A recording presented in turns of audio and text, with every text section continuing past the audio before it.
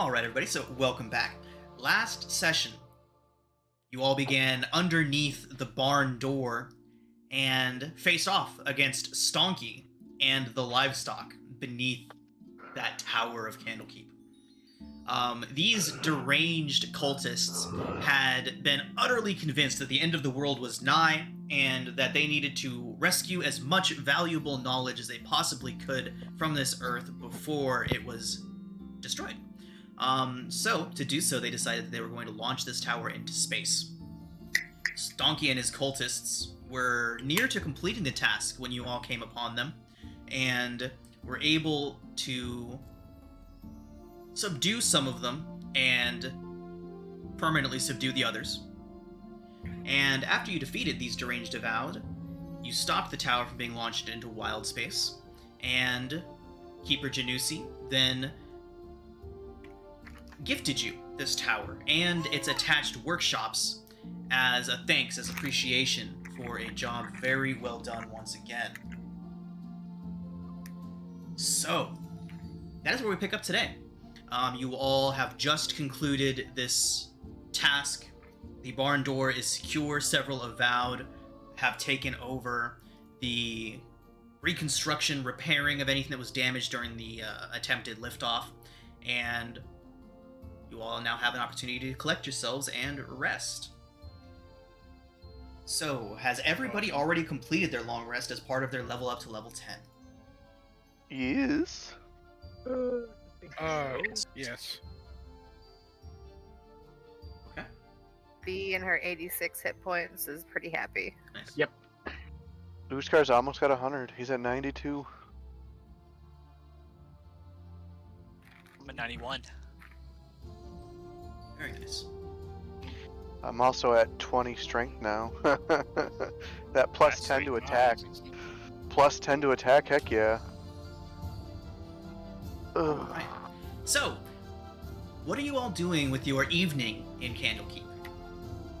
Anybody doing anything besides just going and hitting the hay, settling in for the evening? Nah, Uskar'd be at the bar. Okay. Yes. I assume that Candlekeep has a way that I could send a message to somebody not in Candlekeep. Oh yeah, absolutely. Dear Katha, Hello, I'm Father. looking Hello, up the name. Father. I am writing from. What I am message are you sending, sending Alistair? a message to Aristina Silverhand. Mm. I am asking her for any information she might have about the area of the Underdark around that growing fungus thing. Okay. And warn her that we have fears that things are afoot that might be associated with it. Okay. So, message sent. Alright. Okay. And left on red. I have something as well. Okay. I'm gonna try and finish scribing fly into my spellbook. Okay. Okay, let me go ahead and take a note for this real quick. Uskar's just carousing at the local pub.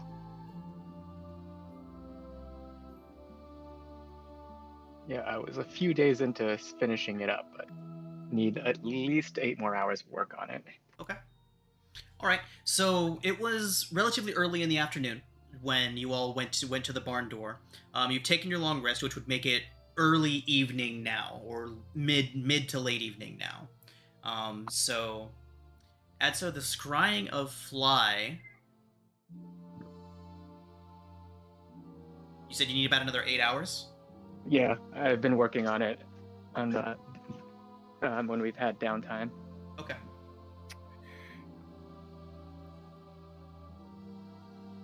Or can I have the help of the scribes down at the basement to like make it a little faster? Yeah, I feel like that's a thing that you would be able to do. So let's go ahead and do this. So we will allow you all to go about whatever business that you have to do after your long rest and until the following evening.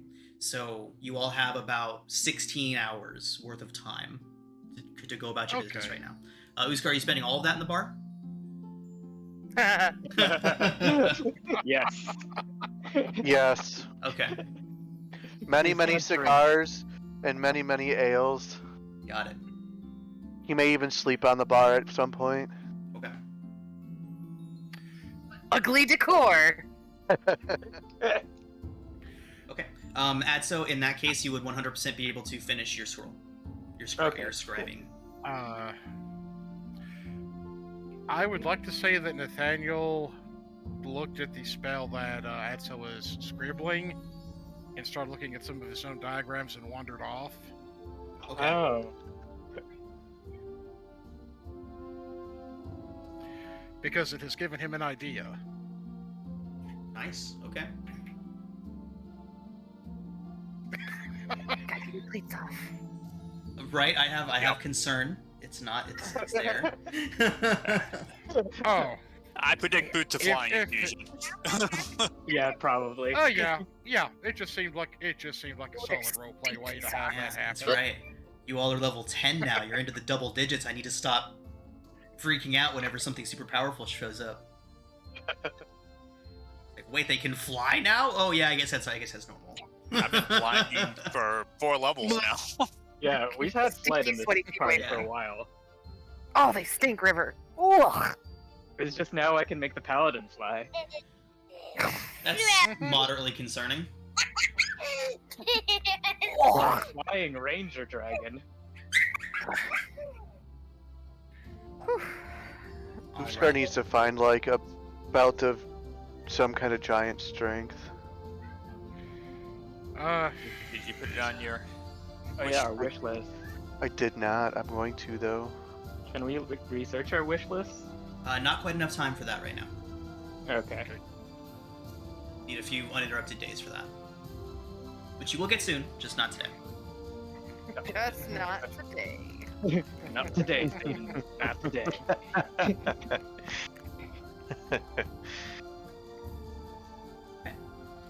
So, Uskar, go ahead. Anybody Yeah. else have anything to do during the 16 hours of downtime?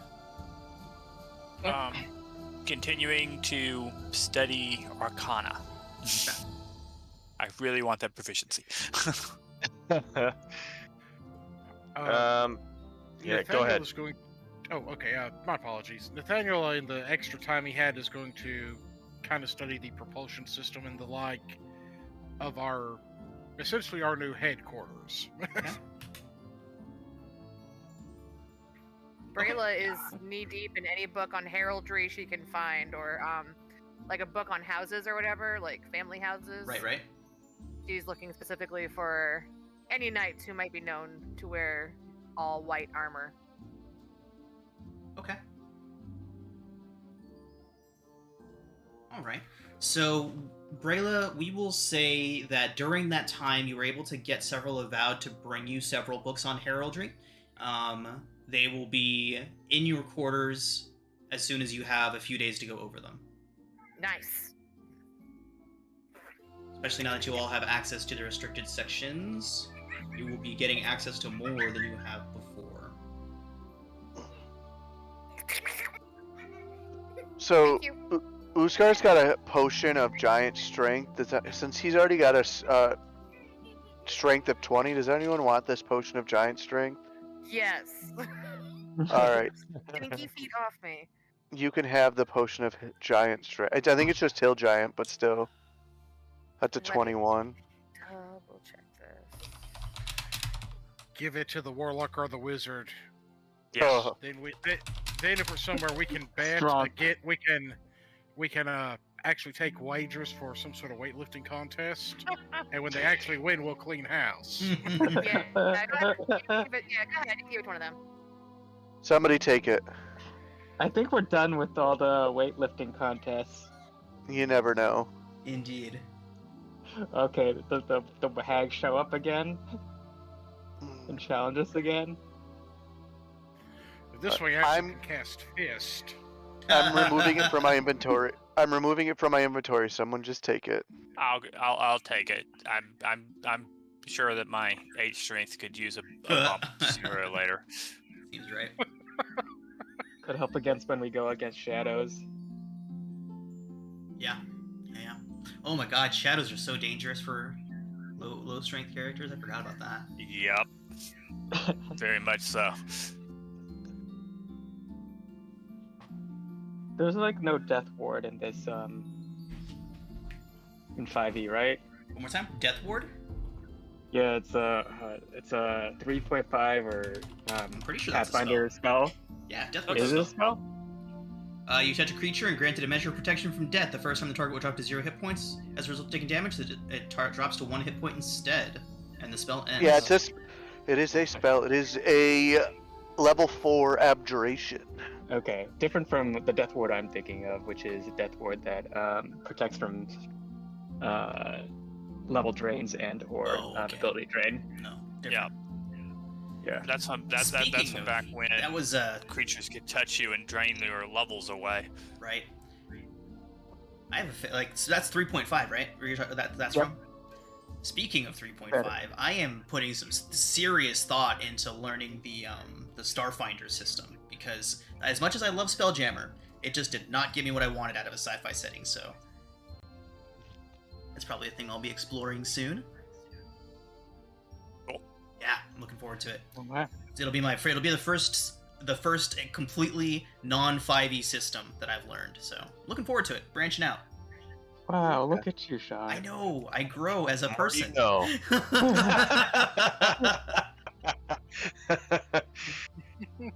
Proud of you. All right. Okay, so does anybody else have anything specific they'd like to do? You don't have a whole lot of time right now. You can kind of start setting plans into motion. Starting to kind of relax and unwind a bit would be things you could do right now. I'm Begin just interested to see preparations what for you're your about to do to expected downtime. Uskar. What's up? So I'm interested to see what you were about to do to Uskar. Oh, right. The anxiety. It's like, Uskar. Just get sidetracked for 10 minutes. You get drunk for the Just first time in your life. I just like to think though that like in the movie of this in my head, as you guys all do these things, like somewhere in the background, Rigel is like taking turns spying on all of you and just like watching from some dark corner, some shaded spot. That's not creepy. You know, Weird again. just creeping out. You know, at some point he probably spies on his parents, sees what they're doing, practices a few kick flips, and calls it a day. All right. I've been meaning to inquire about Rigel. Does Rigel still have interest in learning about the Emerald Dragons? Yeah, I think that's like, I had written down group of Order of the Immortal Lotus. Yeah. Those were the people that were potentially linked to my parents, correct? Correct. Okay, cool. I just wanted to make sure that was still something that you were interested in. And it also actually has some pretty cool tie-ins to your new character as well, which I think we start exploring that pretty soon here. okay, yeah, that's cool. Yeah. Man. Cool. Oh yeah, jeez. It's we're about to go into Adventure 10, and yeah, it's not too far out. It's Adventure 12 when we get to explore Rigel's stuff, which will be fun. Right. Excellent. All right. Okay, everybody. So, Uskar, as you are having one of many of your drinks, first thing, this would be probably near the end of your adventure, of your 16 hours. So, Uskar, I need you to roll a Constitution saving throw for me, please. You can do. Okay. Holding your liquor like a champ. Pacing yourself, drinking water, eating, interspersing, every now and then you have a Guinness, replace a meal, stuff like that. I don't think Uskar is drinking water. Nah. That on top of all your dwarven fortitude means you are just fine. And about maybe 14 hours into your relaxation, your R&R, you hear a voice from behind you. A stern yet friendly woman's voice says, "You owe me a rematch, dwarf." Oh. Hey? Joe, the half-elf monk of the Fastidious Five, greets you and sits down next to you and orders you around. We're alive. Yes. He just smirks at her. She nods and says, I've had to go and kick pretty much every ass I have found since our fight, just to make sure that I still had it. I do.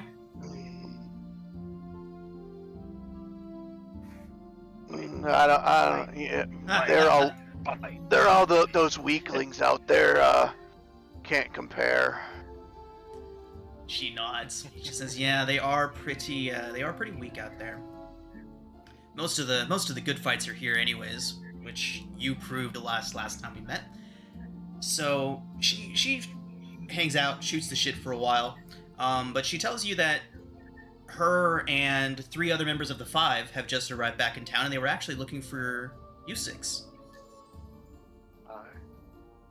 Well, we're meeting up shortly. I think we have shit to do. Says that her and the Five have been seeing some shit. Some weird things have been going on out there, and they want to compare notes. I wonder if she's asking if you can gather your compatriots here at the Hearth. Sure. When? She says that Andrea, Clotis, and Distress will be here within the next half hour. We could be back here in 45 minutes to an hour, have a meal, and compare notes on what's been going on. If only I had a stupid sending stone. I'll be back. You have to leave now. Oh, he takes his big old mug or whatever he's drinking and carries it with him right out the door. He is in no shits town right now. No shit down.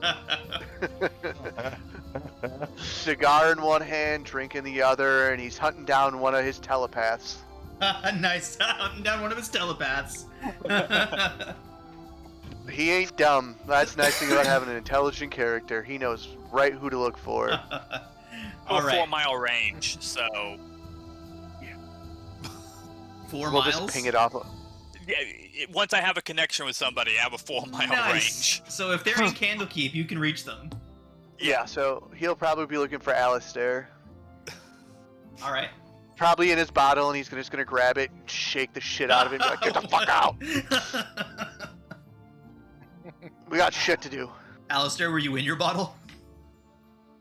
Probably. Okay. I just had this picture in my head of Uskar just shaking a bottle, and Alistair walks in like from the shower or something. Like, what the fuck are you doing? He's just shaking, like, "Get out there! We need to get everyone together at the Hearth. The fastidious fuckers are over there." Fastidious fuckers.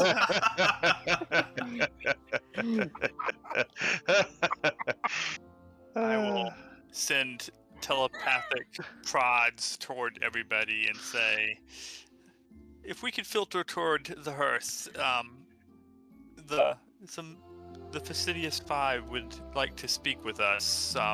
Uskar is a bit insistent. Uskar already left the room after he told you. He's like, whatever. And he's headed right back to because his drink's almost empty at this point. He's headed straight back. You gotta time it perfect. Yes, sir. It's like moving between hotels in Vegas. You can't drink it too fast. You can't drink it too slow. You have to have an empty glass as you walk up to the next hotel. What are the rules in Candlekeep about flight? So so this is something that we covered when we first got going. I forget exactly what it is, but there are defensive measures in place to prevent anyone entering into the main portion of the library without passing through the Emerald Door. Okay.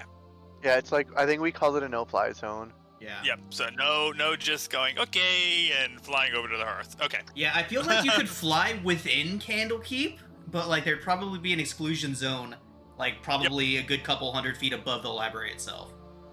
Not a problem. The walls Just make have a dome-like thing. Right. Tried to watch Under the Dome again. Couldn't do it. God. I Just started watching flat. Reacher today. Which one? Reacher. Reacher. Pretty good. Cool. All right. Okay, back so, to D&D. Yeah. So Okay. gathering all of you back together, Yeah. heading towards the hearth.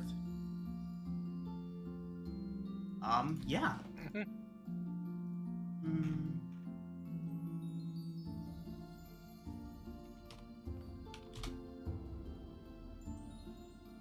One moment. Okay. Go ahead. My office sits underneath the branches of a 280-year-old oak tree. Nice. That we just had a really strong breeze go through, and it sounded like hail. There were so many acorns falling on Oh, the roof jeez. above me.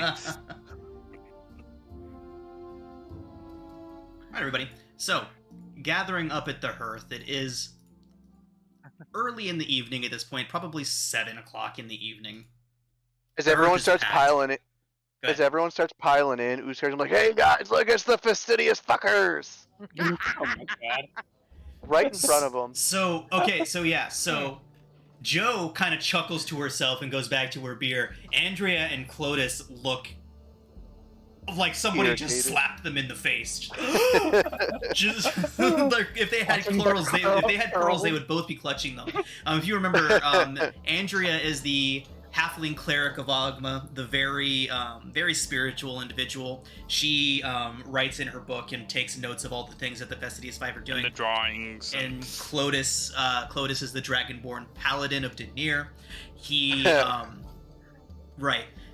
He's simple, very kind-hearted. If asked about what he does for the Five, he says that he draws the pictures.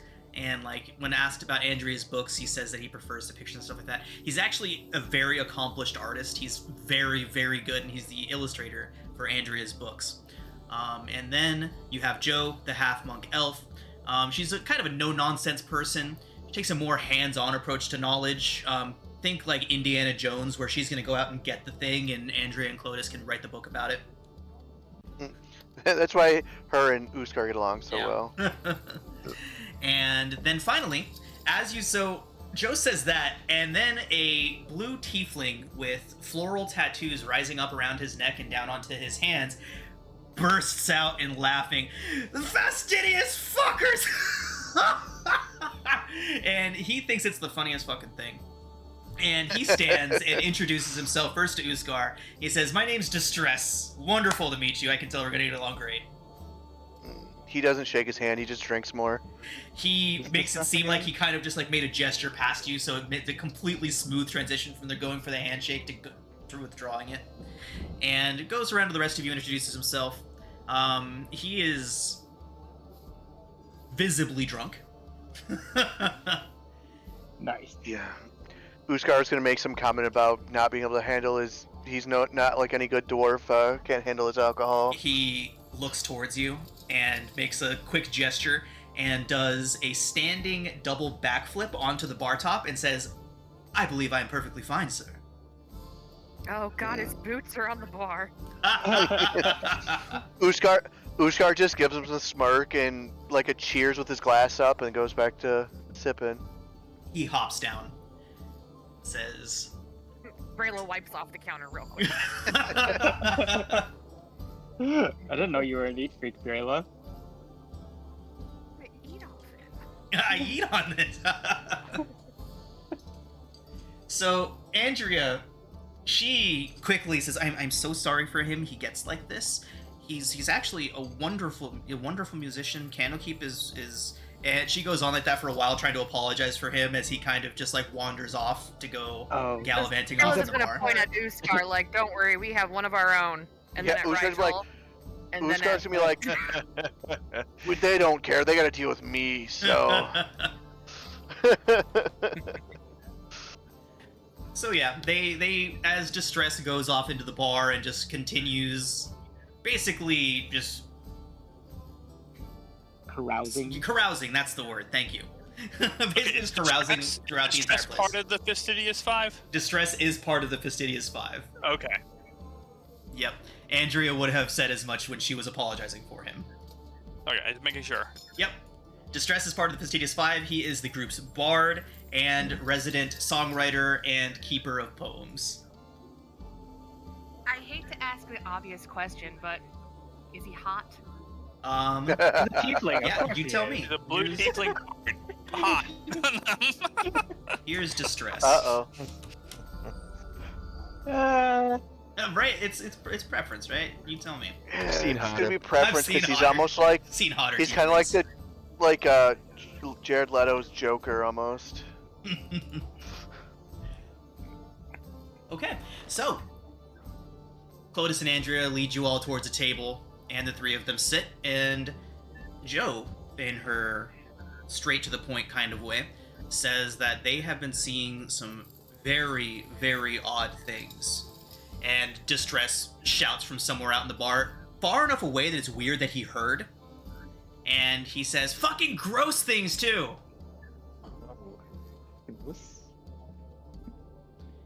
Gross And- how? Andrea puts her head down. She says, molds, fungus, various types of strange undead. We made another trip to the Underdark to check in on things. After the library had sent us notice that some strange occurrences were happening near where our last mission took us. They do confirm that Oromikos, that massive fungal growth beneath the high forest, has gained a sort of malevolent sentience. It was always sentient, but it seems to be acting maliciously for the first time in its history now. Lovely. I just yesterday sent a message to Aristina Silverhand to see if she could gather any information from her contacts in the Underdark concerning Oromikos as well. She nods and says that is definitely prudent. They've contacted their sources in Neverwinter. They say that they have a guy there that they met somewhat recently. That he's keeping an eye on things there for them. What is his name? So the name that they give you is Redroth. However, the description that they provide for Redroth matches somebody else that you guys know. Is it Pickles? It is not Pickles. Ghosts. No. It is Kendrick-Oso. The description that they gave you of the wide jaw, the tall stance, and the penchant for helping out the less fortunate, it is 100% Kendrick who they are speaking about. I was hoping it was Pickles. Don't worry, you all haven't seen the last of Pickles. We haven't seen him in a while. Yeah, it has been a while since you've seen Pickles. He shows up when you all need a boat. It's mostly when Pickles shows up. He's a boat-related friend. Blast into outer space that Pickles would have come and rescued us in a spelljammer. Oh, that is. I'm gonna pretend I thought of that. You're welcome. Okay. So telling them that, they also inform you that this is where Clotis speaks up a lot about this.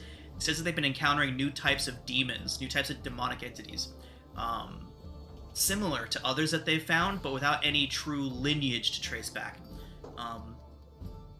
He explains how a lot of time when you encounter a demon, it is a manifestation of one of the various demon lords, right? Like a Hezrau of Yinogu will have gnoll-like, hyena-like features, be hairy and things like that, whereas a Hezrau of Baphomet Baphomet may be rotted and mostly skeletal, right? All of these different demon lords have different variations on the types of demons. While Hezraus are universal, the various types of Hezrau vary between what demon lord may have created them. They explain that the new ones that they've encountered are untraceable to their lineage. There's no direct line that they can draw, meaning that they're either spawning themselves or being spawned by a new demon lord that they are, as of yet, unfamiliar with. Are they in any way resembling either Zagutmoy or Dweeblex? When you ask that, they nod, and Andrea pulls out one of her sheets from her manuscript and passes it to you, and it's one of Clotus's drawings. It looks almost identical to the thing you all fought beneath the burnt tongue cult basement. Oh, the Juggernaut. Oh god. So Uskar's like, is just kind of like paying attention, thinking his That brother's thing involved. hurts. They nod, and they said it took the 5 of them and a couple good friends to take it down. Did anyone die? Distress says, "No one important," from somewhere far off. Oh. If I'd had more space Stop to work. holding that against me.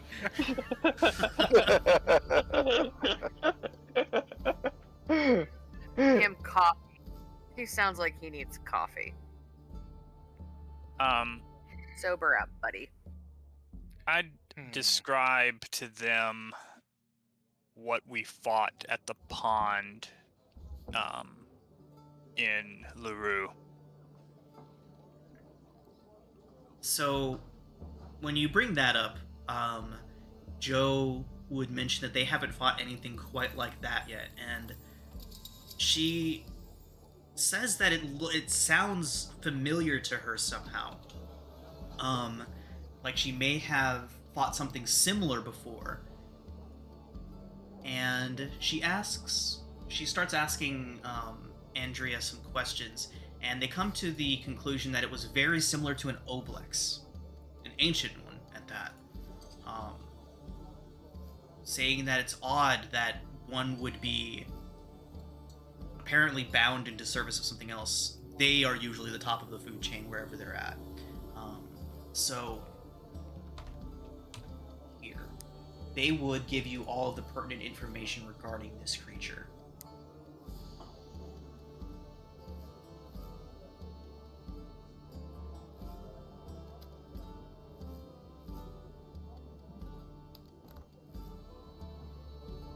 Elder Oblex are insane.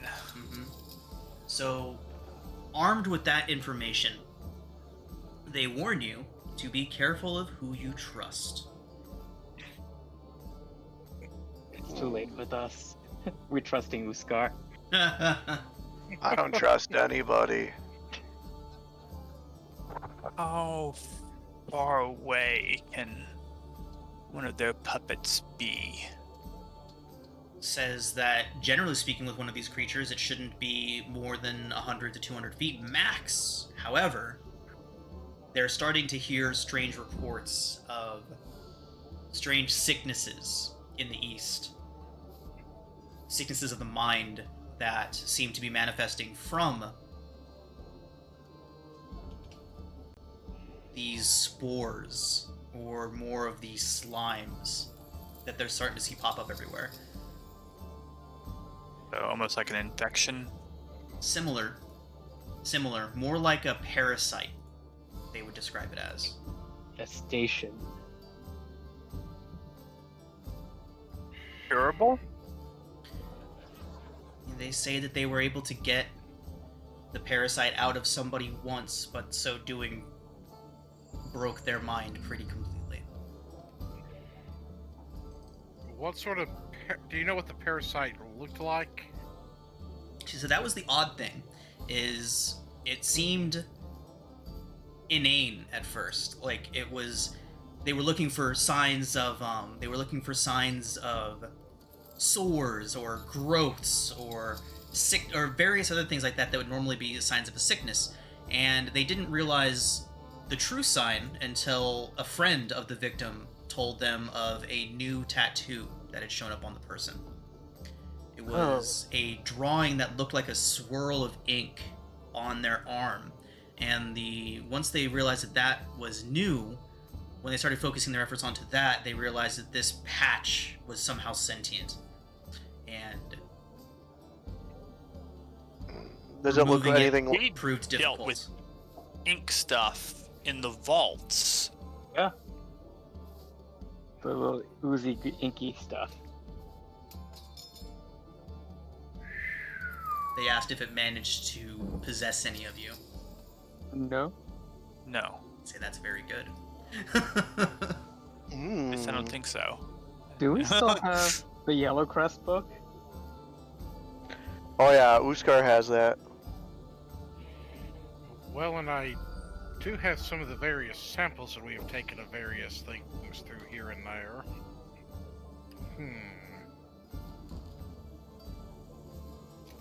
This bears further study. I wonder if Dennis found out anything about this. Have you run into Fluttergast or Kravis?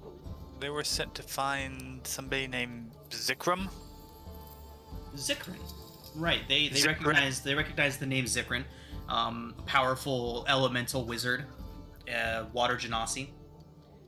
They say that he's kind of slimy, not to be trusted. Kind of a me first, whatever I need to do to get mine type of person. They don't like Zikram very much. But they say that they also are starting to think that Flattergast may be up to something.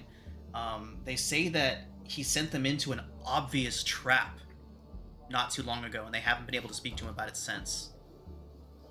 He tried to stop us from investigating. Join the club! Yeah.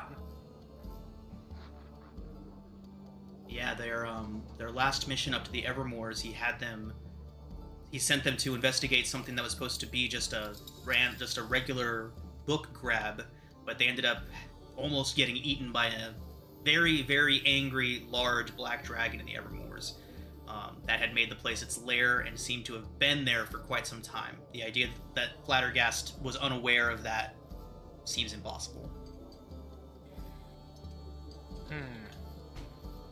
So the question is this Flattergast or potentially a copy of Flattergast that's been attempting to eliminate us? Or Fluttergast with the new tattoo. So, as you're all saying that, Distress has made his way back to the table, and you hear him say, "So, Flattergast is involved," and you see him kind of make a few gestures, and a bit of a magical wave wash over him. His face clears, his features clears, and he sits down. Says, "You do not know how much I would like to take down Flattergast." Oh, interesting. Did he wrong you personally, or was it just from the trap? Well, I was supposed to be the official lore keeper of Candlekeep until Flattergast found my ways of collecting information a bit crude, would be a polite way of putting how he described my methods. What are your methods? He just kind of smiles. He's a bard. I think we could figure it out. Oh shit. Okay, so Rayla's dumb like me and just figured out what you were talking about, and she's just going to drink a lot of coffee. Blush. So Distress has cast something on himself, a greater restoration or something of that like. He is completely sober now and very clear-minded. He sits down and he says, "You know, Flattergast has wonderful taste in brandy. He does. He really does. And I also have what I would like to consider wonderful taste in brandy. And as such, I've discovered a few different ways to relieve him of his stores. Is getting into Flattergast's office something you all would be interested in?" Clotus immediately slams his fist down. He's like, "You are not going to break into a great reader's office. We Out are of the definitely question. going to. Absolutely not." There's bourbon. Yeah, we are. Distress. Brandy. Brandy, whatever. And alcohol. Booze. Andrea says, "Distress, are you trying to get us all expelled from this place again?" Alistair will look across and go, "I am absolutely not breaking in to a great reader's office." Amy, on the other hand, is down for it. All right. So Splattergast wouldn't hit a child, would he? He might. And he's not here right now. So Distress drops it. Andrea, Clotis, Joe seems kind of neutral on the matter. She doesn't really say much about it, but Clotis and Andrea are obviously very opposed. And They don't have to come. right, and so they continue. Distress drops the subject after bringing it up, and they go continue. The other things that they tell you about their other adventures and the other things that they've been doing don't seem to have too much impact on what's going on here. So, do you all have any other questions for them? Not that I'm speaking out loud. Okay. They also would I have have mentioned found- that Krastor, their wizard, has gone east. He has some friends and family over there that may be able to shine some light on what's been happening. He recently went to the town of... Where is it? How far Marsember. east? Marsember. It is in the southern coasts of Cormyr. Okay. But not they east. Not the east. Sorry, when a wizard says we're going east, and Yeah, not that far east. Oh my god, cat. My fucking cat just sat there screaming at my door for like 3 straight minutes, and then I open the door and she just sits down and stares at me. that's Fucking cats. Oh yeah.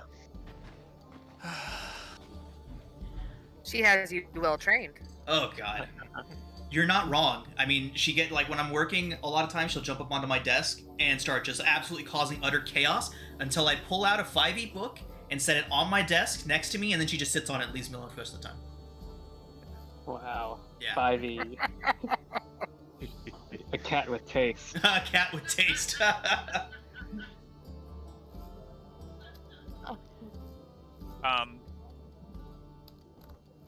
Unless he refuses it, I've set up a telepathic connection with Distress. Okay, fantastic. He would have immediately said, "We're going into that office," as soon as he noticed that connection.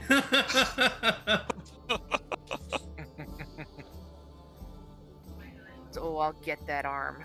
We'll get that arm. Arm? Word. Okay. So, So the 5... Go ahead. Do you have more questions for them? Anything else you wanted to talk to them about? Eventually, all 5 will be in one place at one time. Yeah. Nathaniel just is unsure about the wisdom of trying to do a solo stealth mission to break into there, but I don't think it's gonna be solo. oh,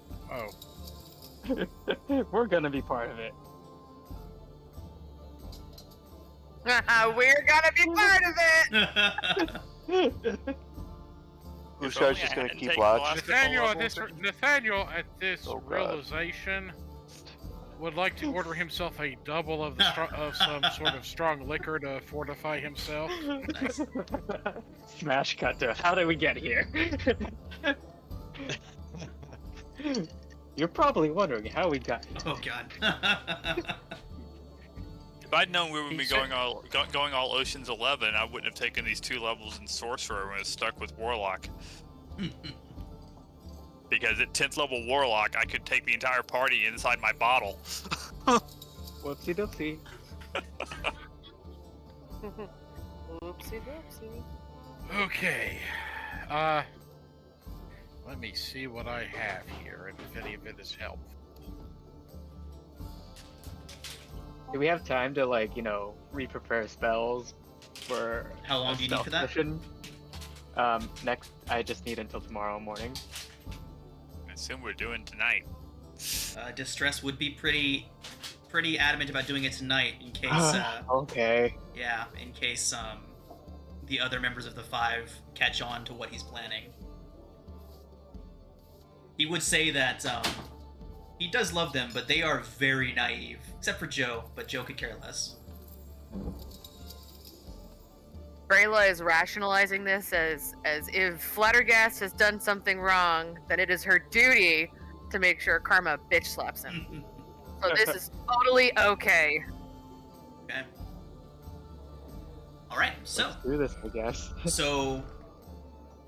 Andrea, Clotis, and Joe would rise. Distress would also rise, acting like he's about to leave with them. They all leave the bar together. And about maybe 5 minutes later, Distress would come strolling back in and take a seat with you all. And she says, "So, when are we heading in?"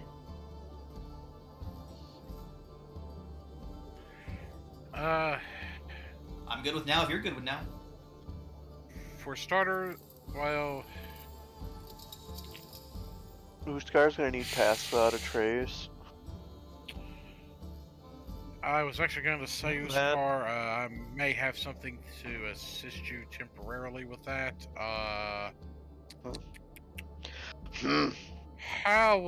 And Nathaniel digs in his bag of holding and drags out a cloak.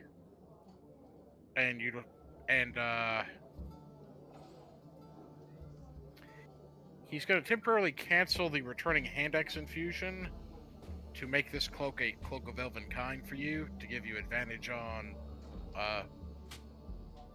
Which makes it just a basically- straight roll. Yep.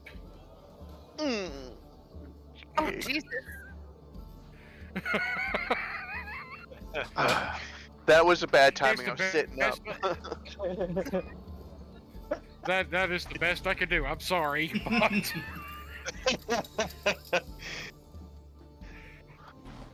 We got a ranger. He should have passed without a trace. Yeah, I just said I did. yeah, Yep. yep. But that plus you not having disadvantage on the roll will help. You're We could just turn Uskar into like a... Uskar, you can turn into a spider or something like that. Oh, We can throw a spider at Flattergast if he shows up. oh. well, yeah, Brayla Uskar- does not You want to have hold a wild spider. shape. I Use do it. have. Oh, Yeah, well, heck, I might be keeping this for either myself or for Brayla in that case. but I want my Realistically. hand axe back. Okay, Well, yeah, we no. can hold on to your hand axe and then give it to you. Spider with an axe sounds awful.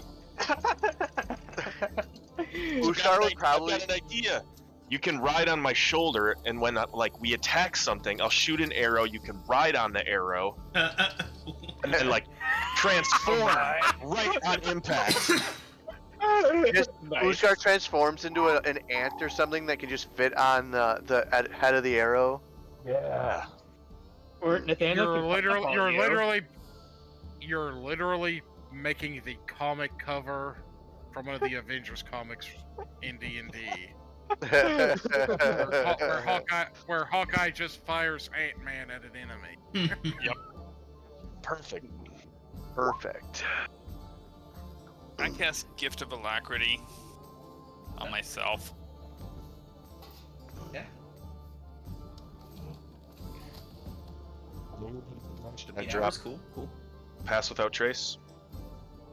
It's 1 hour, so It's only an hour, no end. so- Stress would kind of pipe up and say that he had a bit of a plan, and then Oh. he would cast Disguise Self on himself, and he would do this as you were all making your way towards Exaltation, towards Clattergast's office. But he casts Disguise Self on himself and looks exactly like Keeper Janusi. Oh gosh. Uskar- Can't go wrong. So actually, I've Uskar's seen got one of. Go ahead, Uskar. Uskar's got expertise in disguise kit, so he's just gonna change like there's probably some weird robed figures that walk around that do all the bidding of the keepers and stuff. The Avowed. So he's the avowed. He's gonna disguise himself as an avowed. Okay. I assume that we've been around Janusi 2 or 3 times. She has some common lower level avowed that are around her that we have seen.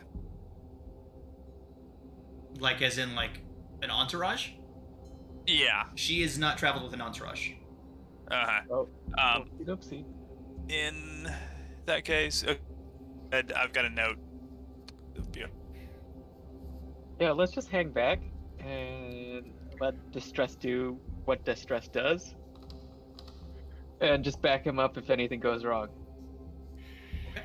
So as Keeper Janusi, he would turn towards all of you and say that we are all performing an audit of the Great Reader Flattergast's current library.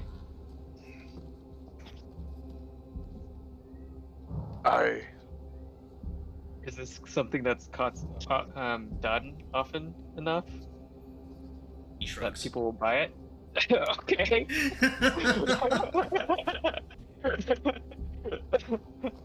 Do I know if this is a believable lie? I mean, it's not out of the realm of something that Janusi might do, but certainly not common.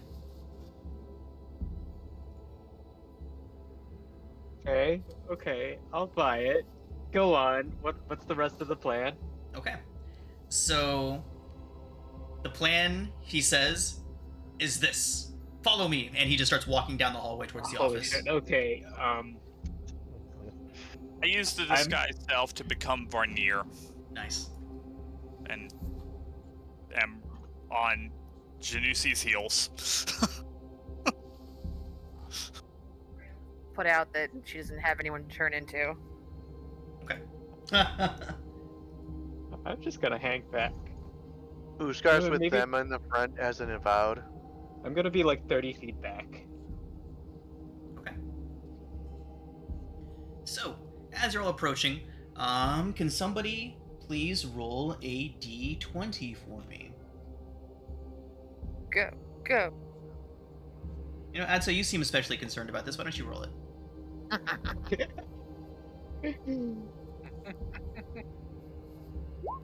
All right.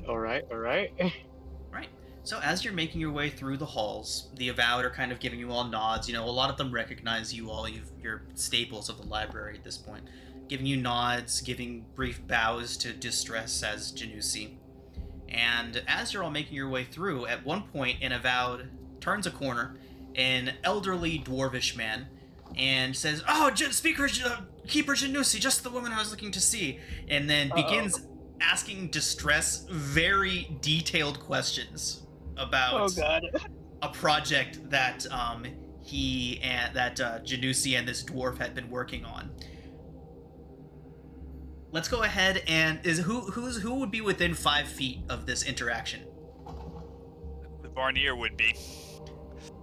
All right, let's go. Oh, Ushkar perfect. would be. Yeah, Alistair, could you please make an Arcana check for me? An Arcana check? Yeah.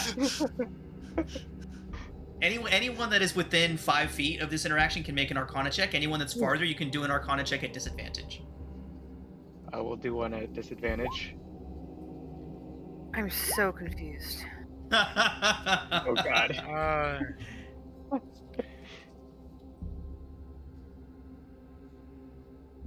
So let's go ahead and roll with Alistair's 17 first. Alistair, this subject that they're speaking about is something that you actually know a thing or two about. Distress's Janusi seems a bit blustered, and you can tell that he's about to begin trying to lie his way out of this. What do you do? I will interject as Varnier and say, on it, her title, Janusi's title, Master Reader, is that right? Keeper, No. Keeper of the Tomes. Keeper Janusi is very busy right now. I understand, and I will interject enough to make it clear that I understand what he's talking about is very important to you right now. But perhaps tomorrow. Okay. Make a persuasion check. Okay, so my acting feat says I get advantage on rolls Fantastic. using my stuff like that. So Yeah, cool. 23. All right. So Distresses Janusi just gives a very self-important look and gives a nod as you speak, Alistair. And the dwarf says, "Oh yes, yes, of course. I shall ask you later." And then he leaves. And telepathically, to Distress, I will say, Janusi's gonna know something was up tomorrow. Sorry. He nods and says, "Yeah, but it was quick thinking. At least we got out of it for now. And always better to ask forgiveness than permission, right?" Yeah. Absolutely. All right. And with that, turns the corner, and you all approach Flattergast's office. So, Distress approaches the door and kind of takes a look down both ends of the hallway, and then leans into towards the handle and whispers the words "Marsember Brandy," and you all hear some clicking and a faint shimmer goes over the door, and Distress pushes the door open. That's interesting how he knew how to open the door. I'm guessing invisibly watched Flattergast do it, and As he looks up and sees you all kind of looking at him suspiciously, he would say, "I told you he has excellent taste in brandy. It's the only place you can get Marsember in basically all of the Sword Coast." So, as somebody with the active feed, how perfectly was Flattergast's voice mimicked just now? Yeah. Pretty damn well. You can tell that Distress has done this multiple times. Unless he is Flattergast. Unless he is Flattergast. Oh shit. Plot twist. My actual thought was, is there a chance this guy could have been setting? Well, no, timeline-wise it may not have worked, but honestly, there are also other supposed to do that. But well, down that road lies paranoia. And Alright, so Argoth you've got this. Bill had It's been totally making not like sure we just we put in weren't a, it's totally not like we just hinted at a Body Snatchers arc. Yeah. Argoth would have been making sure that we weren't being followed invisibly. Fantastic. Make a perception check for Argoth.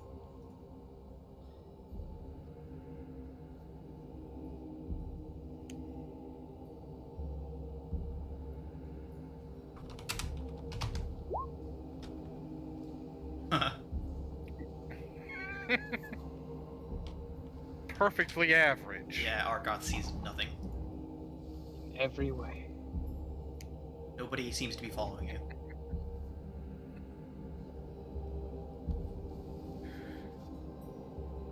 Once more into the breach. So, Distress pushes the door the rest of the way open, slips inside, and then once all 6 of you are in, closes the door behind himself, and casts dancing lights, illuminating the room in dim light. The office is in complete disarray. Books flung all over the room, across the floor.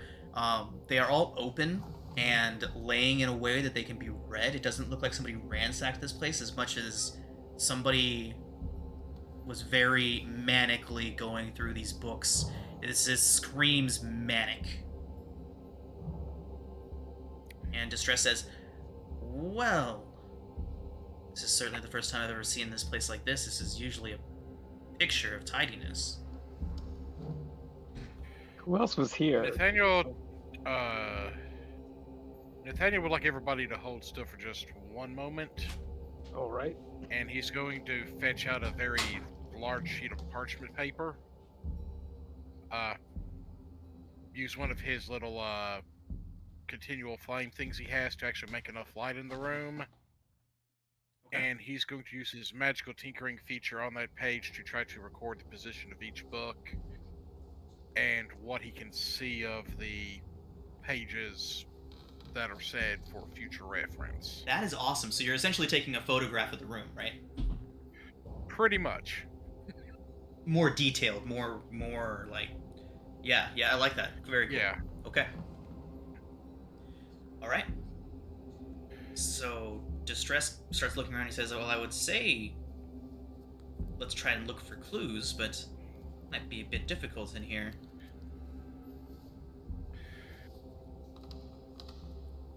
Well, potentially. That's why I wanted to also have something to record where each book was and what material they had and where it was in relation to everything else. He nods. That's a fantastic idea. Wouldn't want anyone to know that we were in here.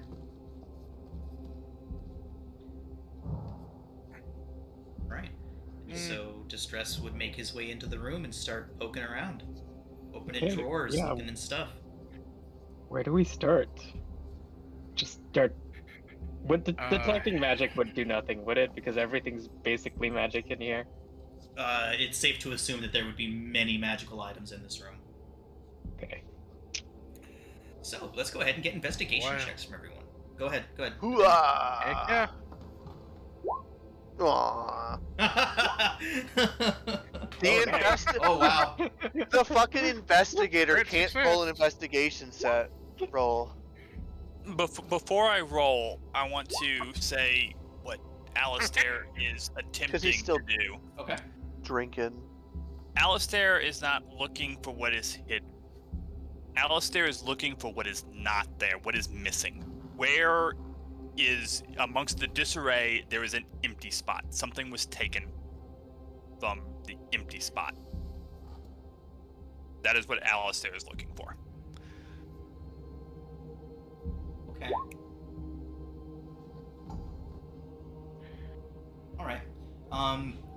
So Alistair, as far as your specific thing, there doesn't appear to be anything that was obviously taken out from here. Everything that you're seeing was once on a shelf and then taken down and laid on a floor somewhere, opened up and then discarded. That's basically the story that you're getting from this entire place. Now, Adso and Nathaniel.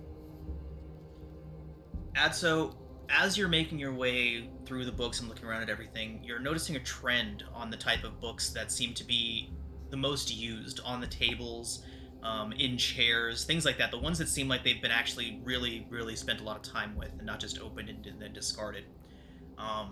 Almost all of them have to do with various end time prophecies. Oh, that doesn't bode well. Very much in line with what Stonky and his Yep. cult were talking about. If you Well, remember, they said Stonky Flattergast. said that Flattergast is the one who talked him in, who he'd been spending a lot of time with Flattergast. Yup. So a lot of things about the Yep. end times, various ways that it has come about. With the 28, so you're also noticing there's a lot of different things about stopping death. Not necromancy or lichdom, but other ways of achieving immortality. Oh, okay. Like godhood? There are tomes on godhood interspersed. All right.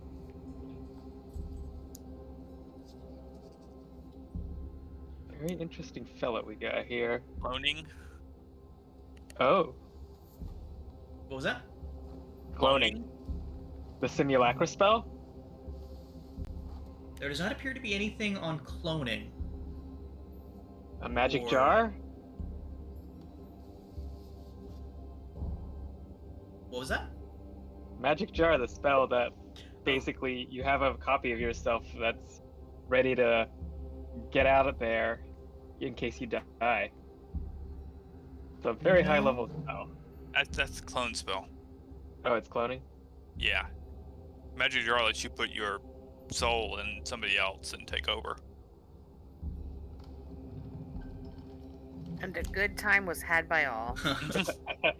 So, yeah, there's various things like that. There's also, 28s. With the 28, you also do find some things regarding canopic practices. Now that you mentioned okay. jars. Mummification. Cool, cool, cool.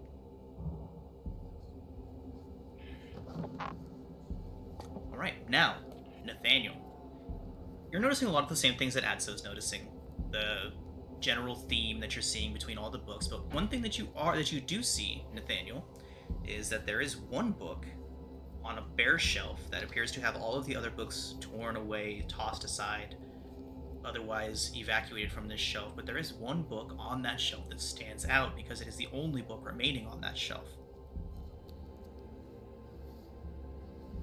See that it has a circular red symbol emblazoned on the spine. Ooh.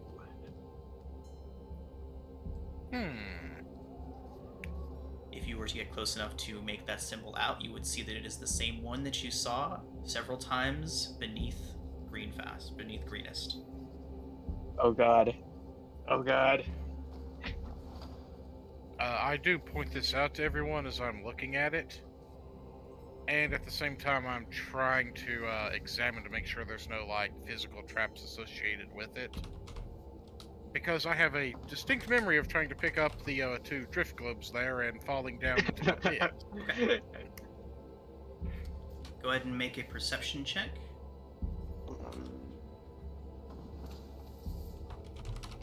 Does this symbol you said looks like the one in the book that Uskar has? Correct. Yeah. A 20. 20. Okay. There does not appear to be any sort of arcane traps or no mechanical things, anything like that on or around the book. It does seem safe to handle. Okay,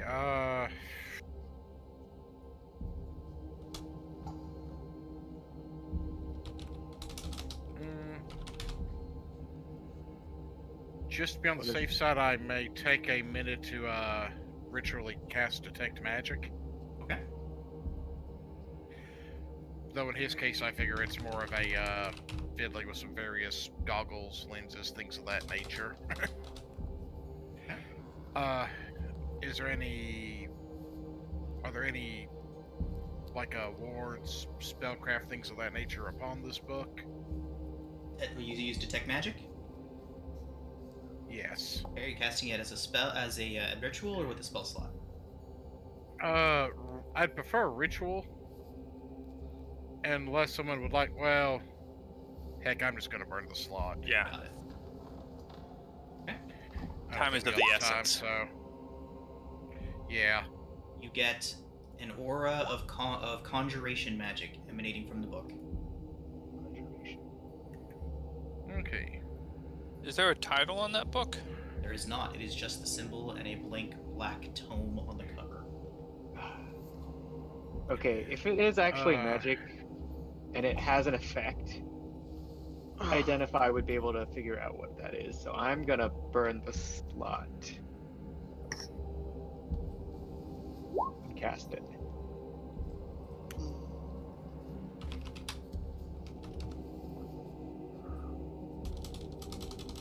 Even with the slot, that's 11 minutes, but Oh, it's within 11 minutes. Never mind. Do we have time? I don't know.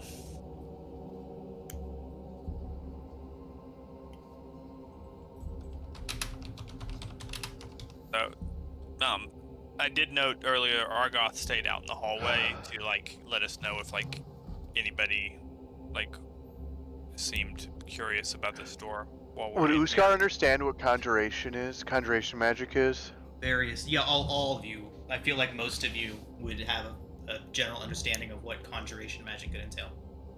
Uskar's gonna pick up a different book and throw it at that book. Okay.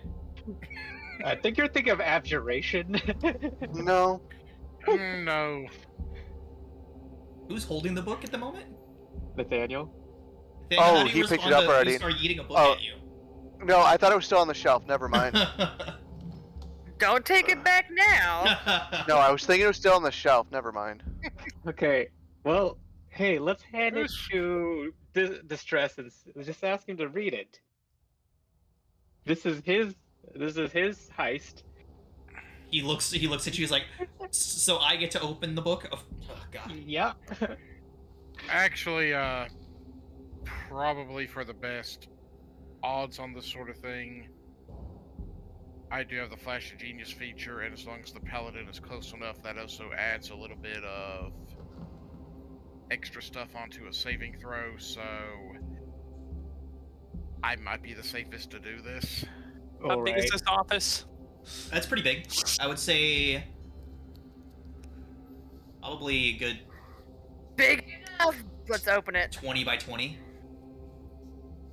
It's a rather large Maybe we office. should just like go home first. You want to take the Yeah, book I out don't of know. here? Open the Okay, book. Where's true. the brandy? Okay. Distress has already got a bag full of it. Fuscar would be following him, grabbing some too. Yeah.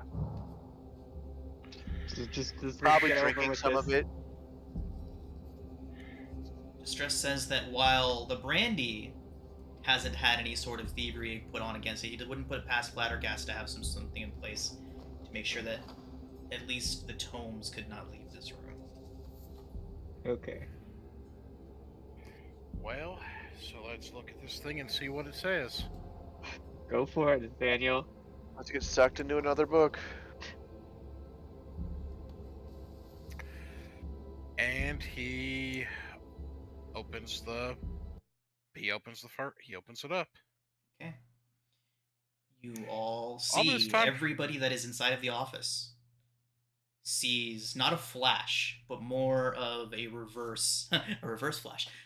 The light is immediately pulled from the room, and you all feel a faint tugging motion, as if something was just like grabbed you from somewhere inside of your chest and just lightly tugged on you, and you feel a brief movement, a brief rush of air, and then you all begin to smell something absolutely horrid.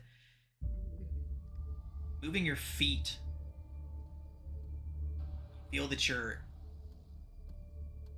almost on top of something that's giving a bit. Moving around a bit, whatever you're standing on shifts. You get the sense that you might have landed among some people that maybe you'd fallen, and the rest of the group had fallen with you. Slowly your eyes begin to adjust to the whole situation. And you realize that you are on top of a small pile of bodies. Oh, that's Are fun. we still in the office? No. As I your don't eyes think adjust, so. you see stone walls, blank stone walls. The floor is slick with blood and something else. Circular Fuscar just takes room, a half another dome. drink of his brandy. Do we You still all have hear the a brandy? deep rumbling voice say to you, "It's about time, wizard. Haven't Oh. brought me anything fresh in weeks." Oh no. And we're gonna go and take our break. Do I still have telepathic connection with Argoth? Who is Do you have It's said not- connection when you are in an extra dimensional space? Or do you have to be on the same plane? I have to be within 100 feet. You are not within 100 I- feet. You are in a very, very different place right now. Okay. Alright, everybody, let's go ahead and take our break. Alright, everybody, so welcome back. After opening the tome marked with that symbol that you all have been seeing around, you've been teleported into a strange chamber. Looking around, you can see that you have landed, each of you, on a separate pile of corpses that appear to have been dropped into the spaces, similar to how you all have just been dropped in. Distress has been dropped randomly next to one of these piles as well. And as your eyes adjust to this darkness, especially those of you with dark vision, you can see a mass hanging from the ceiling. Black ichor drips down from it, forming a pool that spreads out from beneath it. It rustles and says, "Where are you, wizard? Which of these has the knowledge to feed my hunger?" You can all Thank feel... God I'm done with breaks. You can all feel kind of like almost like needles probing at your mind. It feels like needles kind of pinpricking on your scalp and deeper as this thing begins to probe. Who has the highest intelligence score out of all of you? I wonder. Is it I think is it's me. Aso, Is it I have Edzo? 20. Yeah, I have 18 and he's got a 20, so. Brayla Right. just yells, "Starve!"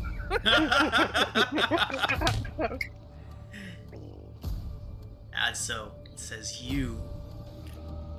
What have you brought for me?" First of all, don't touch our wizard. Yeah. Where What? is Flattergast? That's what we were hoping you could answer. Is we're sort of looking for him, trying to figure out. I do not share knowledge. I take knowledge. That's why I need you to make a wisdom saving throw. Is this a spell-like effect? No, it is not. It is not a leveled spell of any kind. Are you close to me at all? Did you say wisdom or intelligence? Wisdom. Wisdom. Okay, so when you said intelligence, okay. No, I asked who had the highest intelligence score, and then I asked for a wisdom saving throw. Adso, Got it. your 1 intelligence score is second. reduced by 1. No, 1 second. Boop boop. Ah, I'm gonna roll nice. again. Okay, go ahead. No, I'm better, Sean. Oh, there it There we is. go. Okay, so That's with that, Adso, you can feel something tugging on your mind, almost like something was inside of your skull trying to pull the contents towards out of your skull. And the thing comes up against a wall and it begins to shudder and convulse. More of this black ichor spills out from it, and it says, "You dare!" And we're gonna not roll here initiative. to feed you. I have a quick vision question. Sure. I have 60 feet dark vision.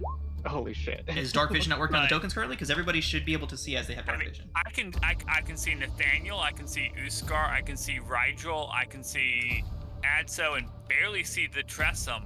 But this corner down here is ink. Okay, yeah, we can expand it a little bit. I like to kind of use that as a dimming effect because, well, Yeah, and I understand that, but I mean, I can see nothing there unless I Okay. move. got it. So I'll go ahead and expand that just a bit then. I can't even see who's next to me. Stupid human eyes. So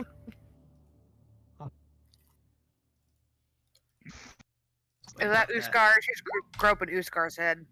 It's Does definitely that not make it so you Uskar. can see 60 feet fully, Yes, Alistair? Okay. I can see Brayla and something beside her. That's distress. Oh, you're distress. She just fondled distress. All right. Is distress to look like flabbergast? Or No, Janussi? no, Okay. the illusion would have dropped once you all got sent Okay. here. She can't see. It was an accident. Well, it looks like everything around us is a no-go anyways. The room is a 30-foot dome. It would be a sphere if it didn't have a flat surface, a flat bottom. How high is the ceiling? 30 feet. 30 feet. 30 feet, okay. In the middle. creature is suspended from the ceiling. It appears to have grown into the structure and spreads out almost like a fungus would as it spreads out into the cracks and crevices of its ceiling. It is 30 feet off the ground. Uskar, it's your thing. Deal with it. All right. And with that, everybody, you begin to feel the piles shift beneath you. That Or doesn't not. sound good.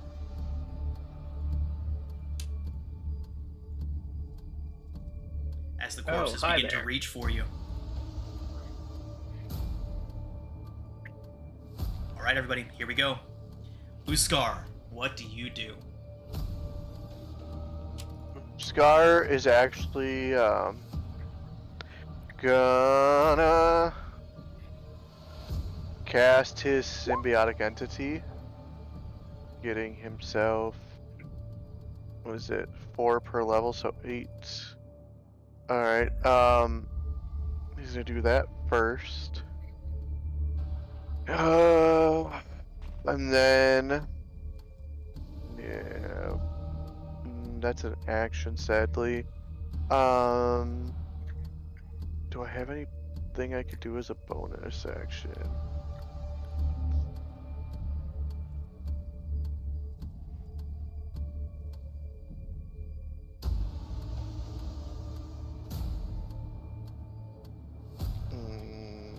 Nope, I don't. So he is going to turn to. Well, first, hold on. Yeah, that's going to be his action. He doesn't have a bonus action. Turn to this guy and prepare. And that'll be his turn. Okay. Preparing an action for what? What's the trigger? No, he's just preparing. Oh, okay. All right. Uskar, at the end of your turn, this thing just begins to convulse and rumble, and it sprays that black ichor everywhere. I need everybody in the room to make a Constitution saving throw. Yikes. Okay.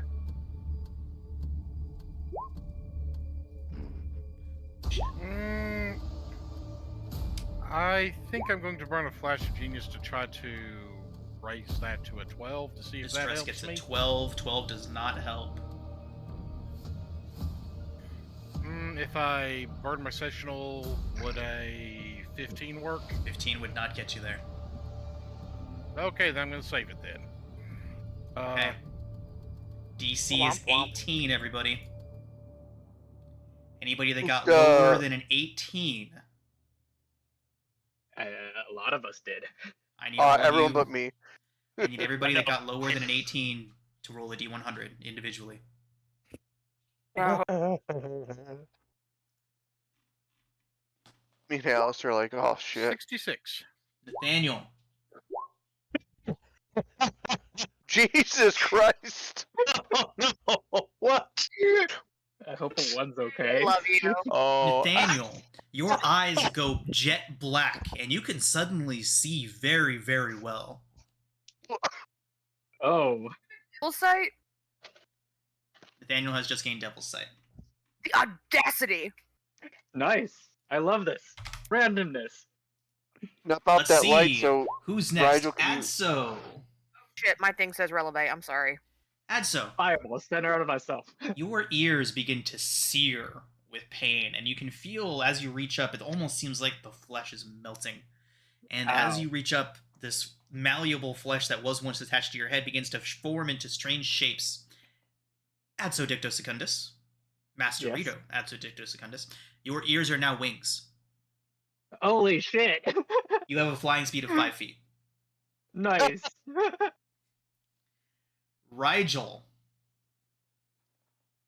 just dies. just dies. dead. I'm dead. Rigel, Second time. please roll a d4 for me. Okay. Good luck, buddy.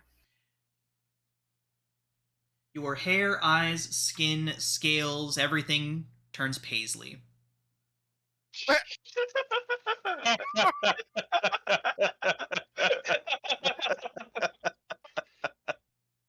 What? What? now. Okay. Roll with it. Yeah. I've got color back. I've got Yeah. color back. All right. Your emo days are Let's gone. see who's up next. Releve with a It'd be 73. Brayla. I'm sorry, my name Oh, was sorry, on. Brayla. Yep. Brayla with a 3. 73. 73? 73, sorry. 73. Brayla, you become thin and skeletal, your skin sucking up onto the bones. Your weight is halved. Okay. And is that everybody that failed? Yep. Okay.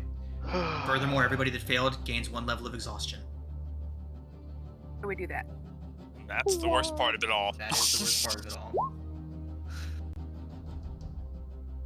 Okay. What do we do with that? So exhaustion is a condition applied to you. There are exhaustion trackers on your character sheets, but don't worry about those too much right now. For now, this is what you need to know. 1 level of exhaustion, you have disadvantage on ability checks. 2 levels of exhaustion, your speed is halved. 3 levels of exhaustion, you have disadvantage on attack rolls and saving throws. 4 points, your hit point maximum is halved. 5 points of exhaustion, your speed is reduced to 0. If you reach 6 levels of exhaustion, you die. Do not pass go. Do not collect $200. Right. That is the end of Uskar's turn. That brings us to Brayla. There is something gross in front of her, so she will hit that with a warhammer. Right. Brayla, 28 certainly hits. Smash. Oh, 12, crap. 14 points? Yes, I forgot to rage. I'm sorry. Oh, okay. By the way, did Yeah, distress roll? you can. Yeah, distress rolled very low. Distress got a 5. Did distress roll? Distress failed his saving throw, but did not roll on the flesh warping table. Let me get that fixed real quick. That's a hit, Brayla. Flesh warp. Wow. 15 and a 12. Is a 91. Okay. Brayla, down goes that zombie. Does Distress anybody 90. else see zombies, or is that just me? Oh god. Distress, you can see his skin begin to become brittle and crack in various places. He begins to move more carefully. It's almost as if Distress has been turned into some sort of porcelain-like substance. Jeez. That's not good. Okay. Does being within 10 feet of me help him at all? I think he got super low on his save. Let me check. Yeah, he got a 5 on his save. There's no save. There's no help in that, unfortunately. Okay. Anything else from Brayla after taking out that zombie?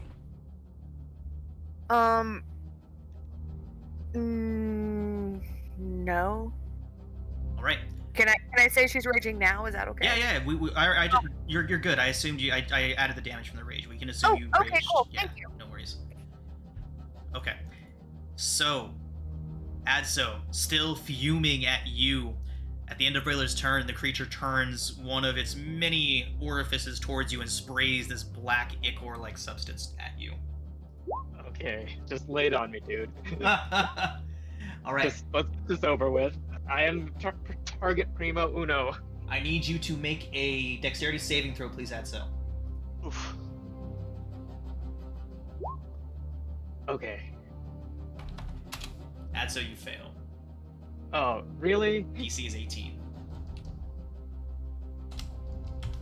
Adso, you do take 30 points of acid damage.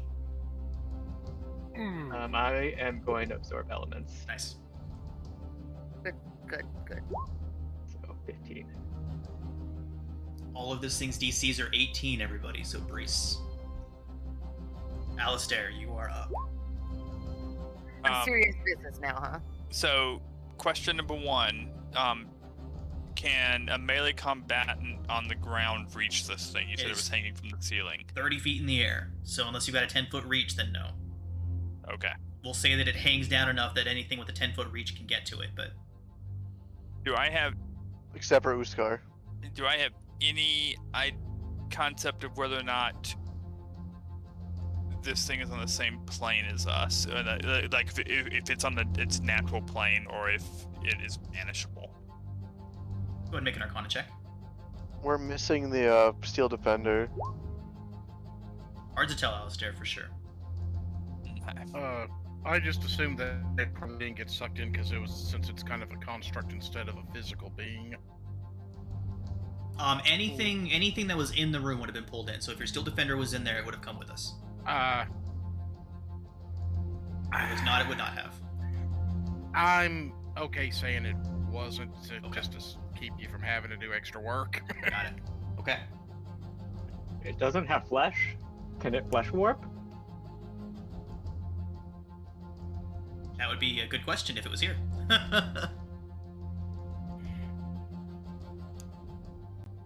Oh. Nathaniel, it's part of your class. It is cornerstone of a battlesmith. Let's just have it in here. Okay. So next question. When I saw it flying, how high would I have gotten before that zombie appeared? Barely off the ground. No.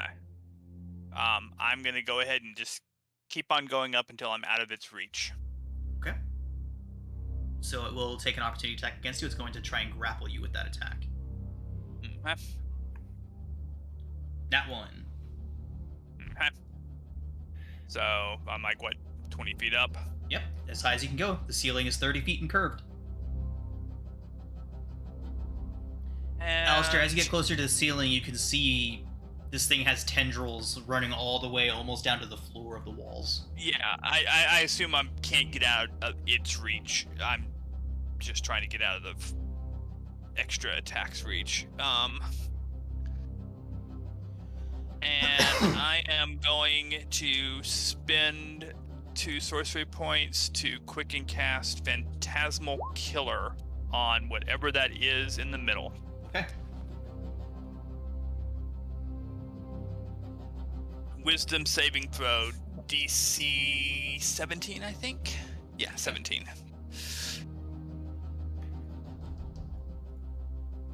Wisdom saving throw result is only a 10. It's frightened of me for the duration. Okay. Yeah, it begins to quake, tremble, almost like a thing of jello. It's the first image that comes to mind. Yeah. At the end of each of its turns, it must succeed on another wisdom saving throw or take 4d10 psychic damage. Okay. I am concentrating, and then I'm just gonna blast it. Right.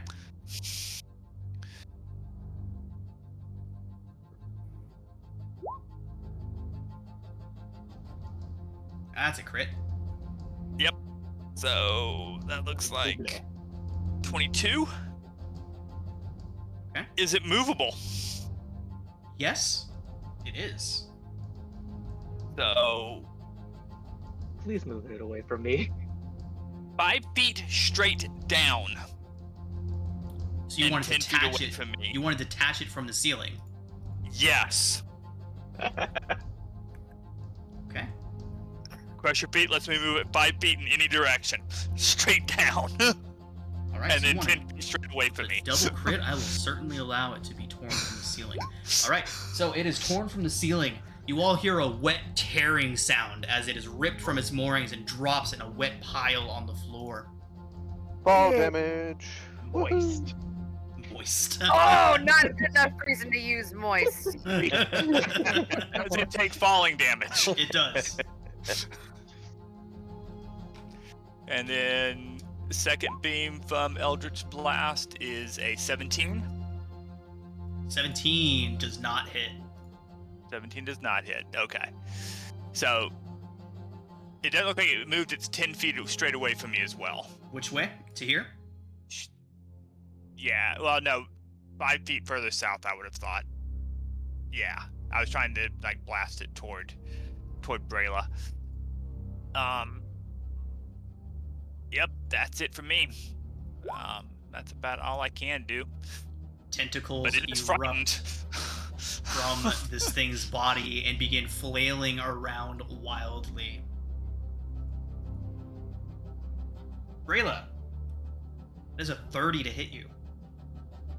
Holy shit. Disadvantage? Disadvantage 29. Yeah, so gonna do it. Holy shit.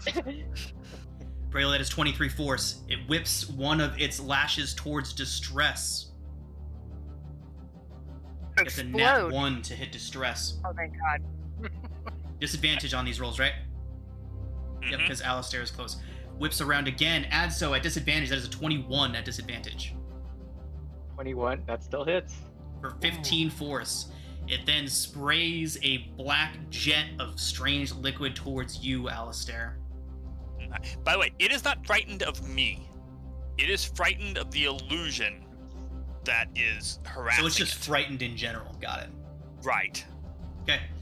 Alistair sprays it at you. I need a dexterity saving throw. That is a success. 18 succeeds. All right. Good stuff. All right. Oh shit, Brayla, I did forget. And Alistair, you were not affected by the flesh warping, correct? Correct. So you are immune to it for 24 hours. Brayla, I do need you to repeat your saving throw at the start of each of your turns. Con save, right? Yes. Or wisdom? DC Okay. 18 Constitution saving throw. Womp womp. Brayla, you gain another level of exhaustion. I need you to roll another D100. Oh, shit Oh on my a god. goat. Alright, is this how we die? 20 gets you there if you want to use your sessional. No, it's okay. Do we just die of exhaustion? Brayla, your eyes also go black, and you now also have Devil's Sight out to 120 feet. And I've lost weight. This is great. All right, that does bring us to Rigel. Rigel, you succeeded on the saving throw, is that correct? I did not. You did not. I need you to repeat the saving throw. You got it. Okay. I'll take that sessional. Okay. Okay. Take note, Rigel. You have succeeded once. It is important. You need to succeed Okay. 3 times to end the effects fully. Oh, okay. Got it. You're up. Okay, here we go. I will pull out my bow and arrow, and I'm gonna shoot at the big guy. You might want to move away from the zombie first so you're not at disadvantage. Oh, does that put me at disadvantage to shoot Yep. that It from does. there? You're You're in in within melee. 5 feet, yeah. Okay, no big deal. I was gonna do this the other way around, but that's fine. I am gonna use my bonus action to disengage. Okay. My cunning action. And then since I'm Dread Ambusher, I have 40 feet to move. 2, 3, 4, 5, 6, 7, 8. I will move over here next to Nathaniel. Hey, buddy. And now I'm gonna start blasting. this Stay out of thing. his light. Stay out of his light. You're a Gloomstalker. Yeah. You're Oh, invisible. he emits light. I forgot. All right. How far does that extend, his light? 10 feet? It's 10 feet. He said, "Hey, buddy." Well, it's supposed to, but I know whenever I came down here, it wasn't showing anywhere near 10 feet. Yeah, I think it was showing more, but we can still call it 10 feet. Pretty sure everyone down here has dark vision at this point, so. So right there, pretty- Rigel's that'd be invisible. Pretty good there. All right, perfect. Okay. That gives you shoot your at this guy. advantage. Exactly. Okay, let's do this thing. Gotta remember my hotkeys here. I'm gonna use my favorite foe. I've got sneak attack. Let's rumble. 27 hits. Heck yeah. 11. Okay. 1d7. Okay. Let's do that again. 13 is not going to do it. Okay. I get a third attack because I hit once, right? And For Dread Ambusher. No, sorry, I was wondering. I was considering giving you my inspiration for that Oh. crit, but no. I need to You- say that. Sorry. That's you can okay. have mine. You can have mine. Take it. Rigel, do you want the crit? He doesn't need it. He's got For advantage. inspiration? Oh, he does. He doesn't Okay. need it. Yeah. He's Oh, got yeah, advantage. Oh, You're, is it only Right. is it only 1 second? Is it only advantage if he's not be able to be seen? Because he's in.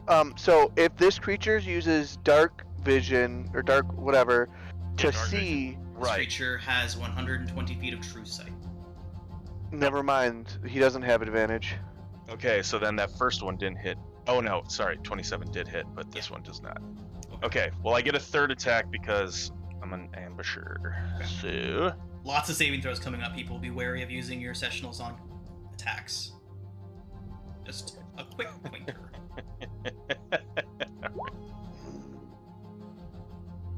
19. 19 hits. Awesome. This is gonna do an extra 1d8, which I will roll right now. Huzzah. Okay. That should do it. All right. Rigel, at the end of your turn.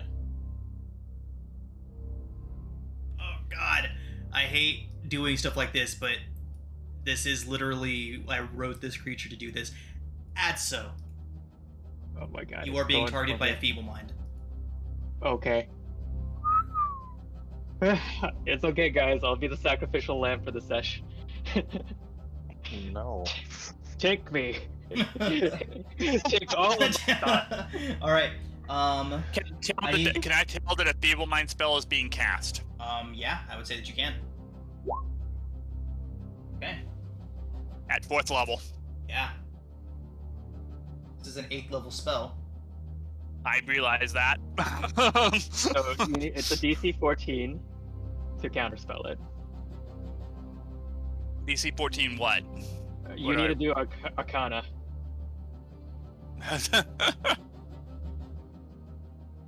It's actually, it's Arcana, or is it something else? I think it's Arcana. Ability check using your spellcasting ability, it says. Oh, spellcasting Oh. ability. Okay. DC Okay. equals 10 plus the spell's level. So that is an 18. So, Oh, like, it's so, 15. so, so, He cast it at 4th. So that reduces it, what, doesn't it? When you cast a spell using a spell slot of 4th level or higher, the interrupted spell has no effect if its spell is less than or equal to the spell slot level you used. Okay. right. So it is a DC So- 18. So to make a charisma saving throw, or I just roll Make a charisma check. So charisma check. Yeah. Spellcasting ability.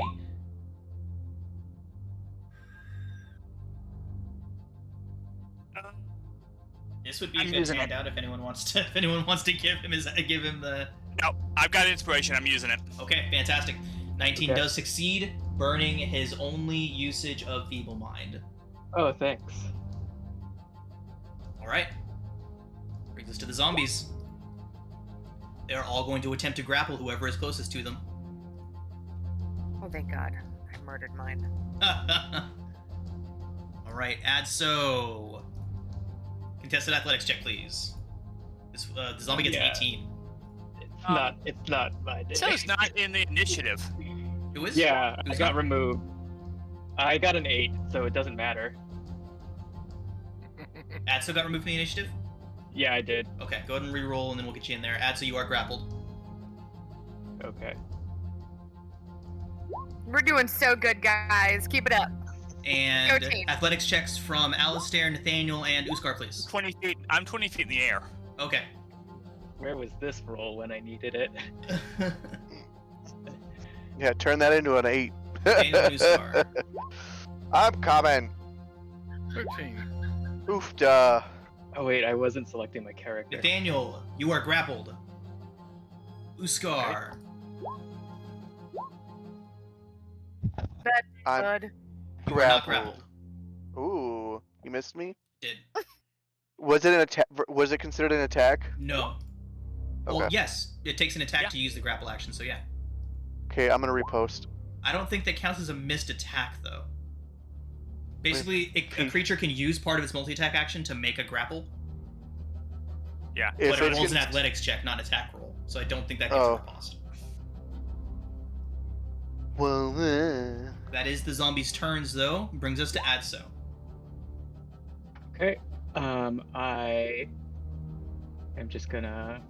So if can I target a point in space to Misty Step to, and then brace myself to fly immediately?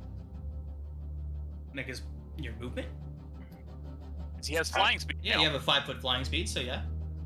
Yeah. Okay. So I'm just gonna Misty Step into an empty space around here.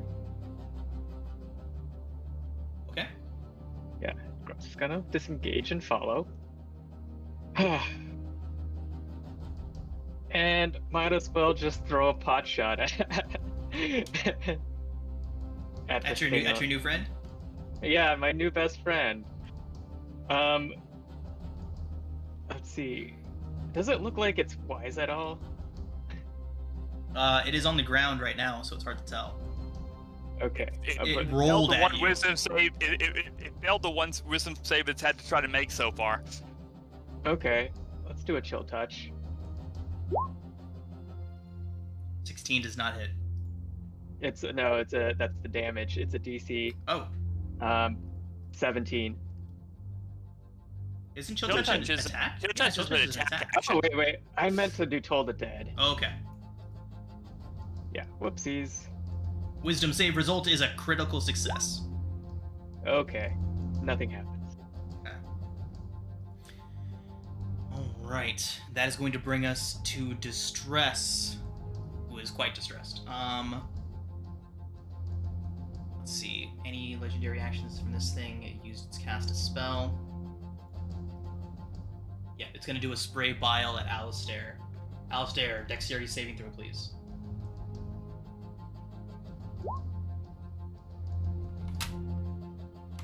I assume that's a failure. Alistair, you take 33 points of acid. Oof.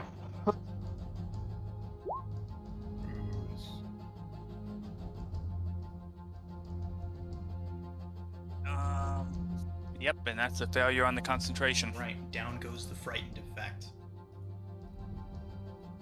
Never even took any damage from it. Bad.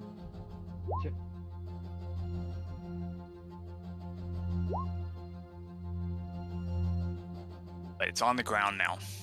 Okay, it is in fact on the ground now. All right, that does bring us to Distress, who is going to...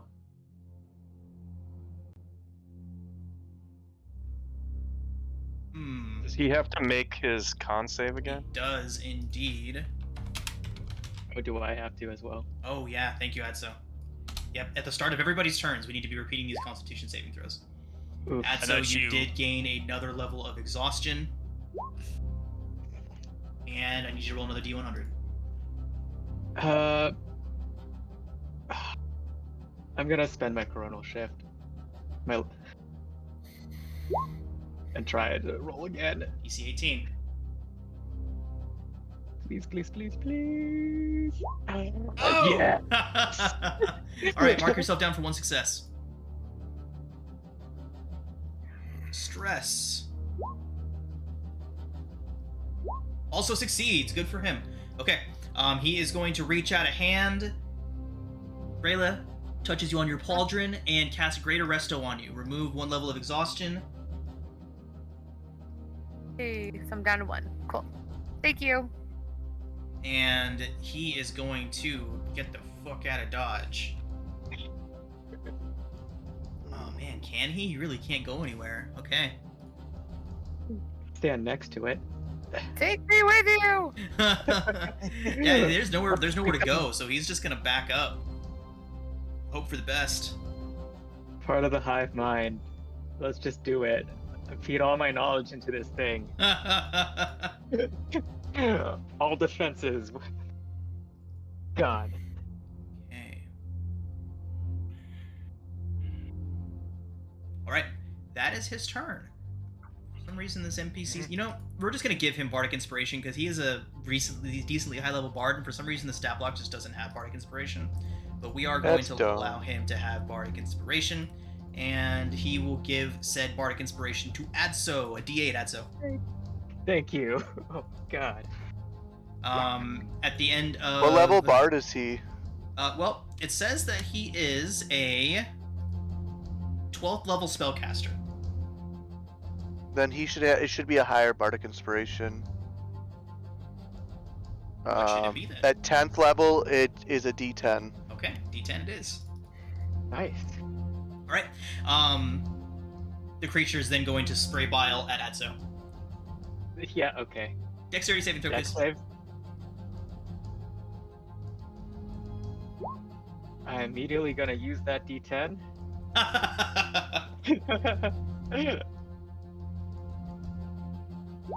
Oh, Just enough. exactly what you needed. Nice. That's great. It's an acid attack.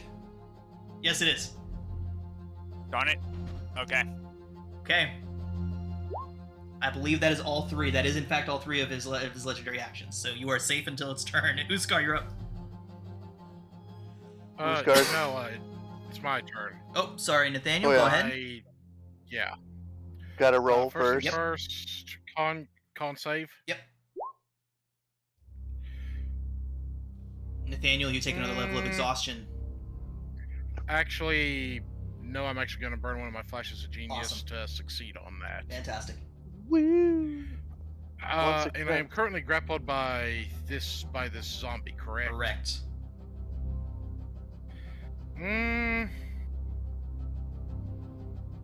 I don't like that this big ugly thing has attempted to attack me. But since I'm grappled, I can't really attack. So what I'm going to do is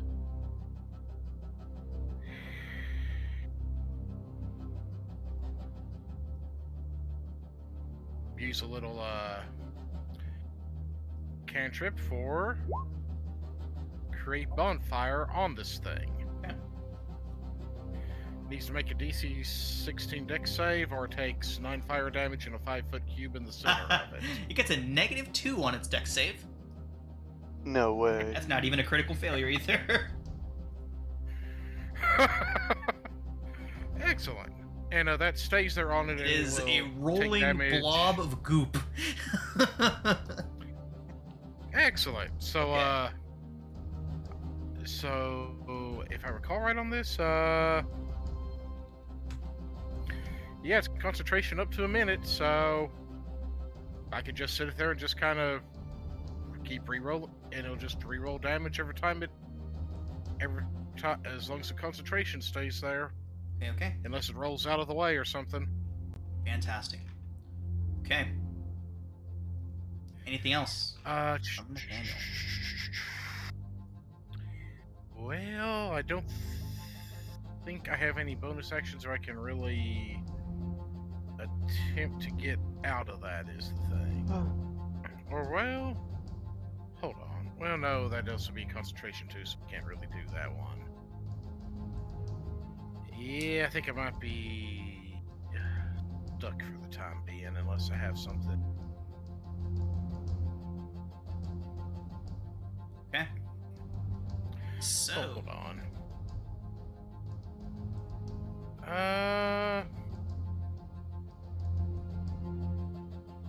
Like, I suppose I could try to use my winged boots to fly, but I got a feeling this thing would just try to... I think that would involve this thing just hanging on to me. yeah, your movement speed is 0. Yeah. So that's not gonna do a dang lick of good, so yeah, that's it for the time Okay. being. Uskar, Yes. you're up. Alright. We're gonna try to chop this thing off of me real quick. 28 hits. 28 for 16. Yep, good damage. Is it still alive? Yes, it is. Alright, we're gonna do it again.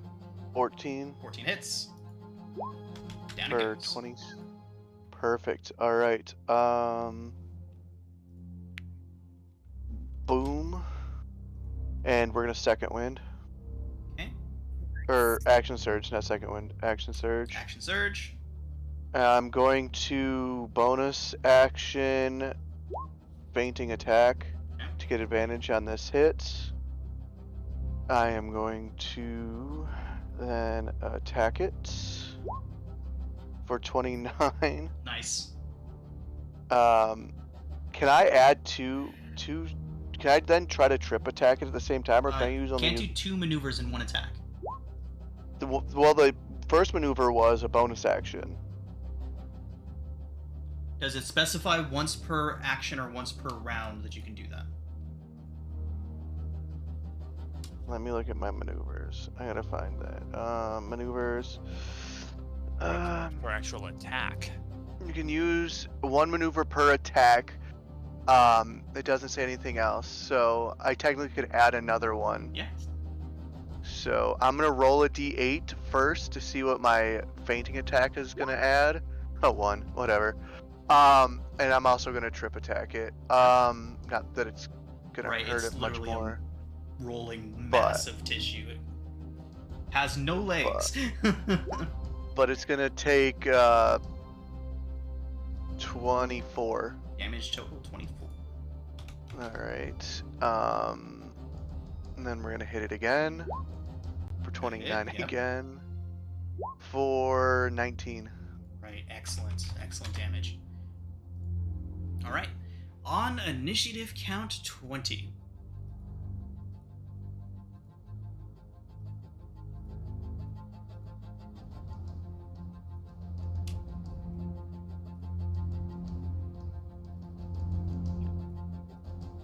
Silence.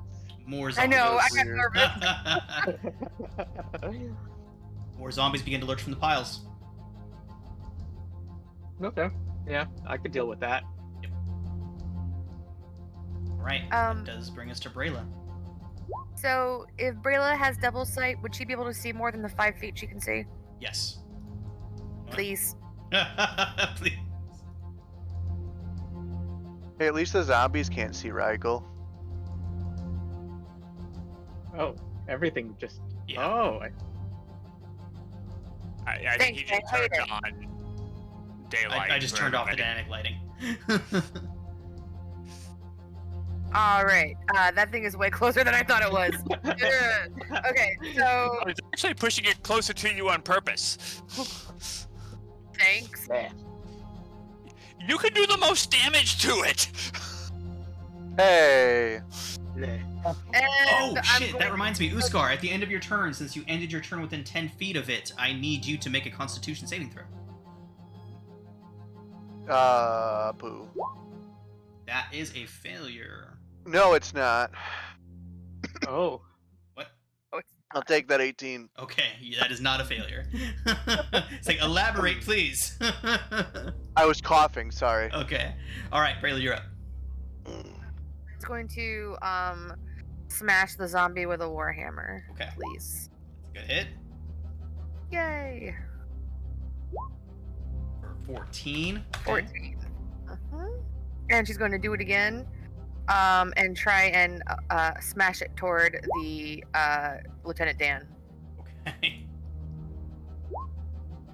for 8. 8 is just And- enough. Down it goes. Send it towards send its corpse back to return to sender. Alright. She is going to come up here so that her and Uskar are flanking. And we're going to beat the crap out of that thing when it's our turns again. That is scary. 50%. Constitution saving throw at the end of your turn, Brayla. Oh, and at the beginning yes, of your I'm turn. Beginning and end of your turn. Oh, oh. Woo! But she was outside the 10 foot. She was outside the 10 foot at the beginning. It's when you end. It's when anybody ends their turn there. All right, so it's fine. I don't care. 20 for the first one. I hope that passes. And 20 passes again. she got French. That's-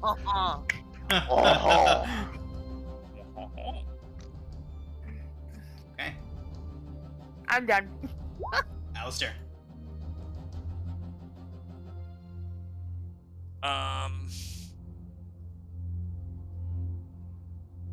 Yeah. I'm going to quicken an Eldritch Blast at the big gooey thing in the middle. It's gonna be a disadvantage, but No, it's not. I'm 20 Yeah, feet he's up in the air. oh. Well So- played, sir. That'll be 13. Okay. And I'm just using my 5 foot of crusher movement to just try to keep it pushed to the ground. Okay. And then a 17. Does not hit. I was afraid of that. And then I am moving 10, 20, 30 to there. And then as my action, I am using my Rod of the Pack Keeper to get a spell slot back.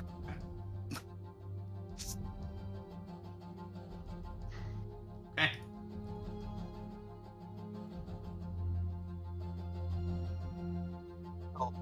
Where's Initial Rigel? thing. Where the hell? Oh, there you are, Rigel. Like, Yeah. Yeah, he's right there. Hey, which one of us saved on their con saves? The first one. That's like, Just me and Alistair. okay. You guys are immune. yes. Yeah. Okay, got it. All right. Okay. Brings us to its turn. Okay, yep. Brayla, Uskar, and Distress all have tentacles flying their way. Brayla, only a 17 to hit. Miss. Uskar, 16. Wow, low rolls from him. Alright, and then Distress. Wow, that one. Uskar just laughs as he bats it away with his shield. It squirts bile at you. I need a dex save from you. Oh, that's gonna be the rough one. Brayla bit it. Ah, oh. Ah! All right, wow. So that a is what full- Uskar did. A full round. It does no damage. That is extremely lucky. Okay. Rigel, Now the you're up. DM's distressed. Question, did that end that creature's turn? Yes, that would have been On the end of turn. that creature's turn, okay, since I still had that bonfire cantrip up and concentrating on it, it's going to take another 2d8 of damage. Okay. For 12 damage. Burn, baby, burn. We don't need no water. Let the don't need motherfucker no- burn.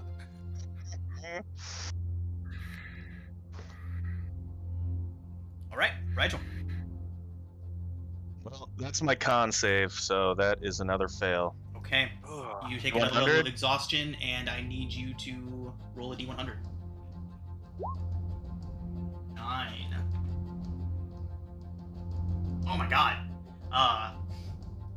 Rigel, your eyes pop out of your skull and extend no. from your eyes on stalks. Oh god. Ew. Yes. And he's saying Yes. Rigel, second puberty is doing terrible things to you.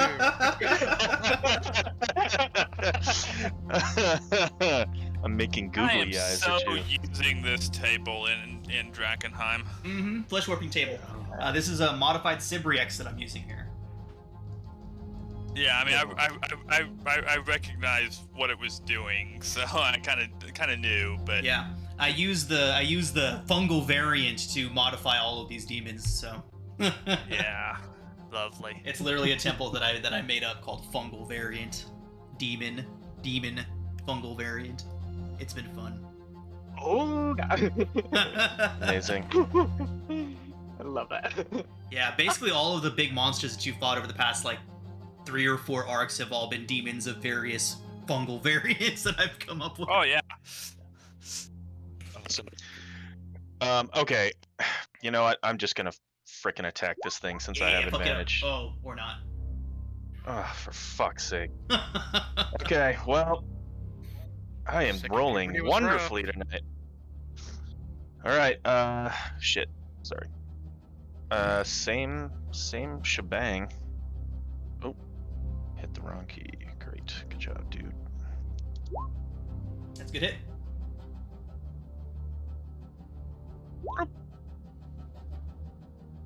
Oh, look at that sneak, though. Yeah, that's good. Nice.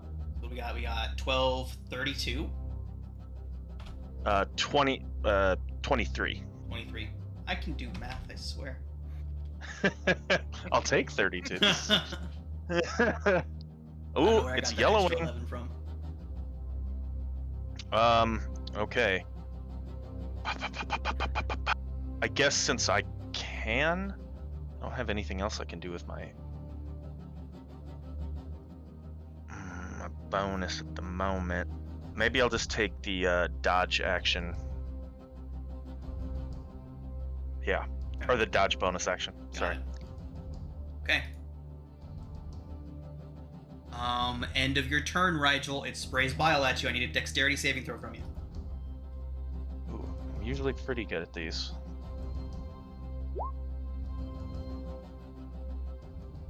Good grief. 15 does not do it. Just cannot roll tonight. Rigel, you do take 30 points of acid. Hold it. Tight. You have Zombies! You have absorb elements? Thank No. Near. Yeah, that's what I was kicking myself for not using last time.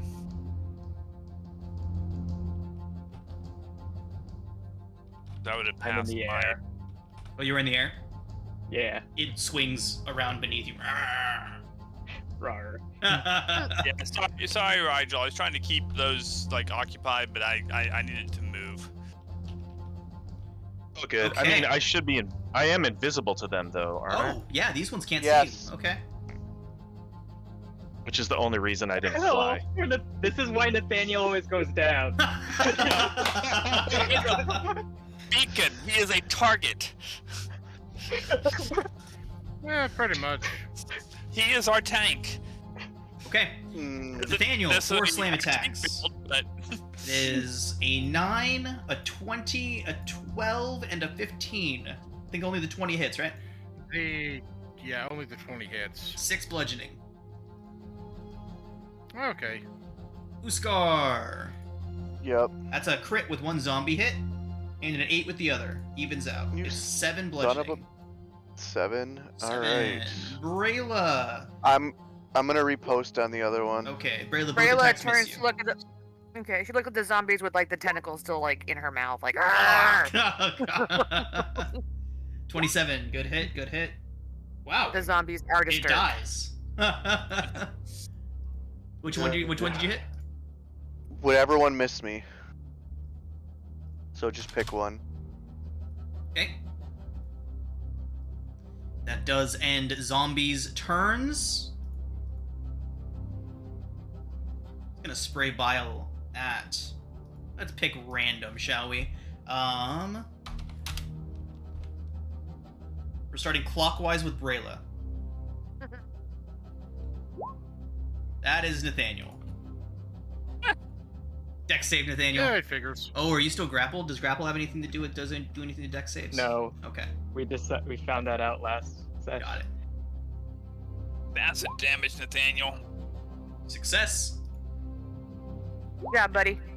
Atso. Okay, how is the bile spraying? Is it Basically, like an orifice opens up on a random part of this thing, and it just sprays out of it. Okay, so it could go over or something, or if I were to like, how high is the ceiling? 30 feet.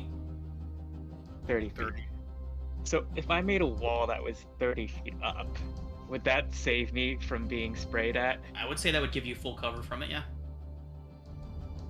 Yeah. If you let's threw do up a that. wall and hit behind it, yeah. Yeah, I'm throwing up a wall of force right in front of me. Okay. And it's 30 feet up. By 10 feet. Okay.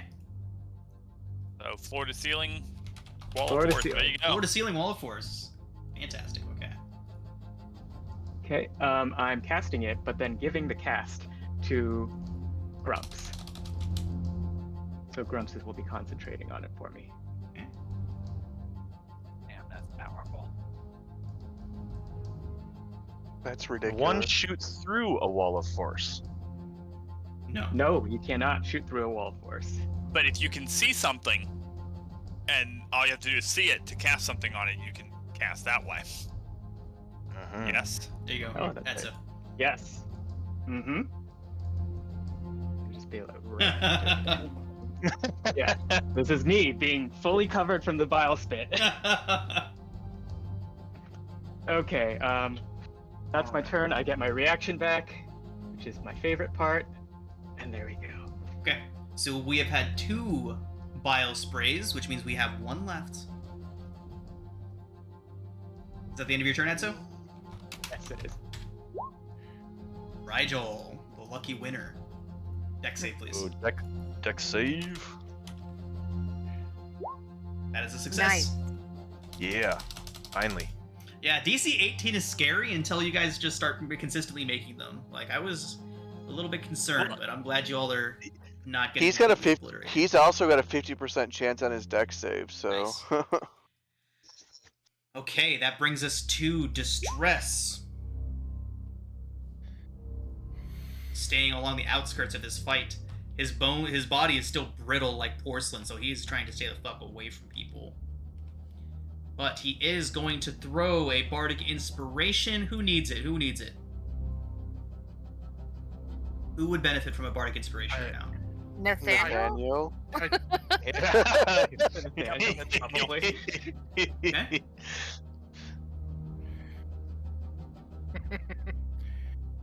And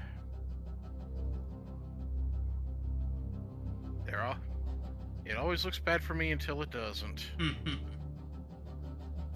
Pretty bad, buddy. who wants to be polymorphed? Who would benefit most from being polymorphed? I feel like Uskar, Rayla, right? Nathaniel. Nathaniel, polymorph. Nathaniel. How about Distress, who is now porcelain Yeah. and not would terribly that helpful? that get rid of the polymorph, but then he can't cast. Yeah, he wouldn't be able to cast Oh, spells. okay. He's casting helpful shit. Nathaniel or Uskar? Okay, let's throw it Nathaniel's way. Nathaniel, you are a T-Rex. Hey.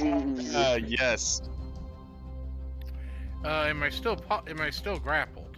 I don't think would, so. Yeah, I would say that would thoroughly break any grapple.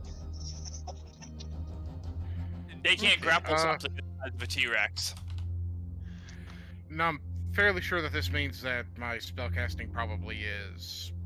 Doesn't exist. But you're still No, concentrating on your You bonfire. can concentrate while polymorphed.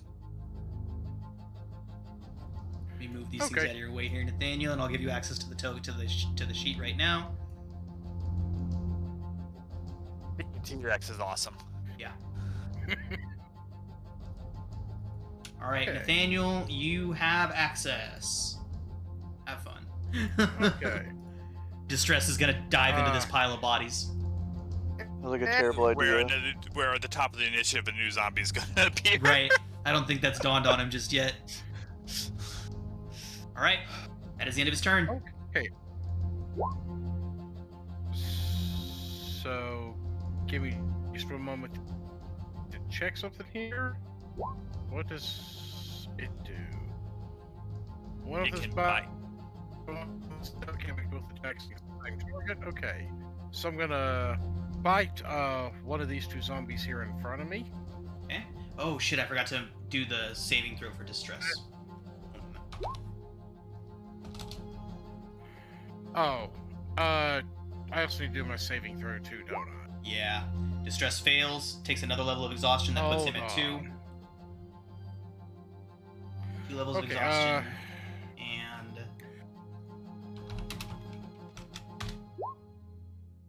So, is the T-Rex suffering from Before, all the conditions fleshing? carry over. We've figured that out before. Here's my question on the T-Rex. Does it have proficiency with Constitution saving throws, or do I need to use Nathaniel's Constitution saving? You would use the to T-Rex's physical roll? scores, but it does not have proficiency. Hey, but I gotta use the T-Rex's score, so let's see. Yeah. That you- would There's a save thing on the bar for the T-Rex. Or you can do a D20 Save. plus 4. There it is. There we go. Okay, that succeeds. Good stuff. There's another one? Okay. So that gives me 2 successes. Distress now has black leathery wings sprouting from his back. Oh, nice. He has a Oh. fly speed of 30 now. Gore. Get off the I'm, ground, uh, Distress. Yeah, that's exactly what he did. Instead of diving into the pile, he's up in the air now. Now I did already make the bite attack with the T-Rex. Okay. For 25 on one zombie, Yeah. for 25 piercing. Which one did you kill? One of these two up in front of them. Okay. To the south. Got it. And then, the tail's going to attack one of these two behind him. Okay. Good hit. For how much damage did that do? 19. 19. Yep. 19. Okay, 19. Okay, cool. Sorry. Okay, and I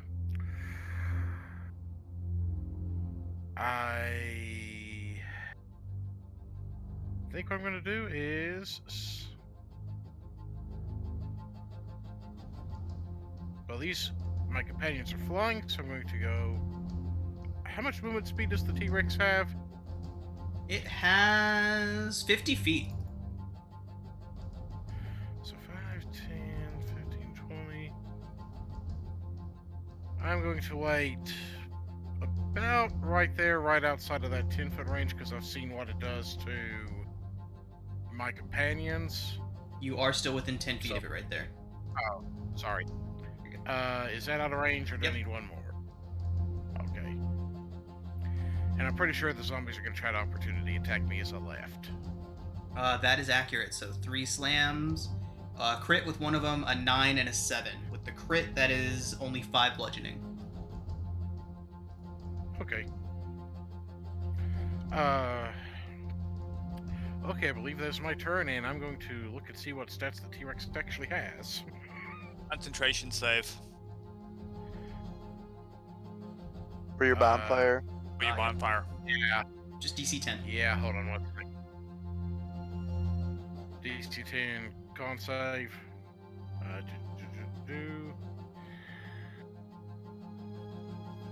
And it's the T-Rex's con now. So +4.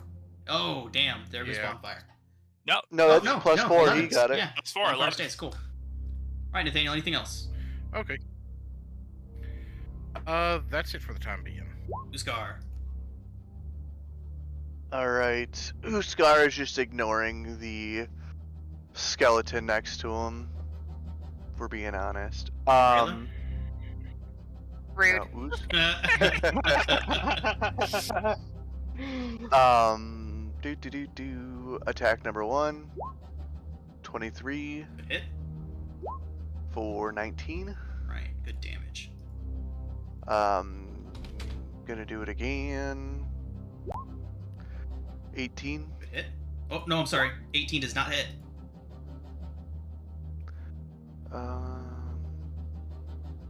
Thing has at least a 19 AC. Unacceptable. Hmm. I should have. Damn it! I didn't do it. Oh well. That's gonna be his turn. All right. Initiative count 20. Layer action. Zombies. Zombies. Rayla.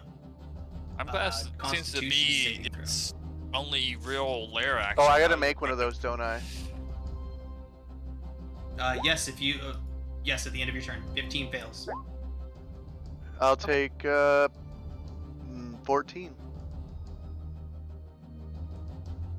Okay, 1 Do second. we need? So, Okay. Brayla, your 15 does fail. You take another level Okay. of exhaustion, and I need you to roll a d100 again.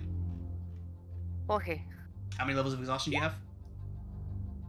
Is that the third or the second? 3. Three? 3. Didn't what's his face get rid of one though? He did. He did. Yeah. So you're at 2. 28. 28. Okay. So, Brayla, just for reference, your speed is halved currently. With a 28, hey, you get what Distress got. You now have a flying speed of 30 as 2 black leathery wings sprout from your back. This is disconcerting. She is going to fly up and land on the tentacle You're gonna monster. You're gonna lose your advantage from that. That's okay. She's gonna get up there and smash him with her hammer. Okay. The zombies take opportunity attacks against you, and 19 and 21 to hit 21 hits. for 6 bludgeoning. So 3? Yep. 16 doesn't hit. Alright, we're gonna try again. All the writhing tentacles. 28 Oh, shit. does hit. Right. 12 damage altogether. Yeah, she just plants it in the middle. Oh, oh, I'm gonna. Okay. Okay, everybody. Wow. That was like 3 different voices saying smite. Smite. I would like to smite at second level. All right. So that is how many? Two, right? 3. 3. No, It's 3 3. I mean, I wish I could give you my spell slot to fight with. No, you can keep your spell slot. Do you want a 5th level spell slot smite with 15 that? good damage, okay. All I heard, John, was, "You want to buy a sundial?" Don't make eye contact. Just keep walking. Love that movie. The entire time she's up there trying to figure out her wings, going ew ew ew ew ew because the stuff just erupted out from when she Alright. smashed it. Okay. Icky. Alright, Brayla, end of your turn, Constitution saving throw. Uskar, Yes, you do sorry. take some damage from your failed save. It's 4d6, we'll do... Okay. You do succeed, Brayla.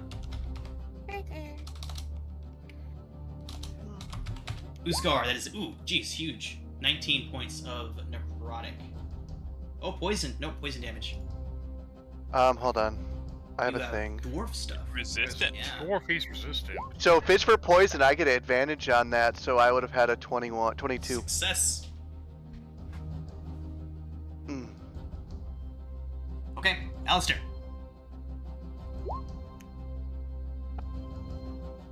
Five, 10, 15, 20, 25, 30. Tell me about this door. I was wondering when someone was going to figure that out. It is covered in arcane runes. It'll take an Arcana check as your action to figure out if you can operate it. Yep, no touching. Got it. Okay. I will cast.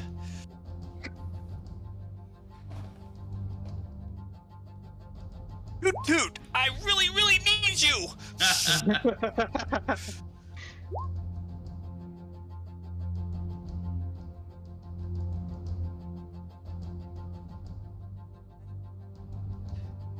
We'll drop toot toot like right about there. Okay. And Toot Toot will commence with hitting this thing with his 23 hits. Okay. 16. And again, 19 hits. 19. For another 15. Okay. And then he will face step. 5, 10, 15, 20, 25, 30 to there. Okay. Anything else? That is it for me. Okay. It begins. Go ahead. Oh, never mind. Never mind. I gotta see what it does first. Okay. It begins lashing out wildly, a strange sound emanating from it that almost sounds like laughter.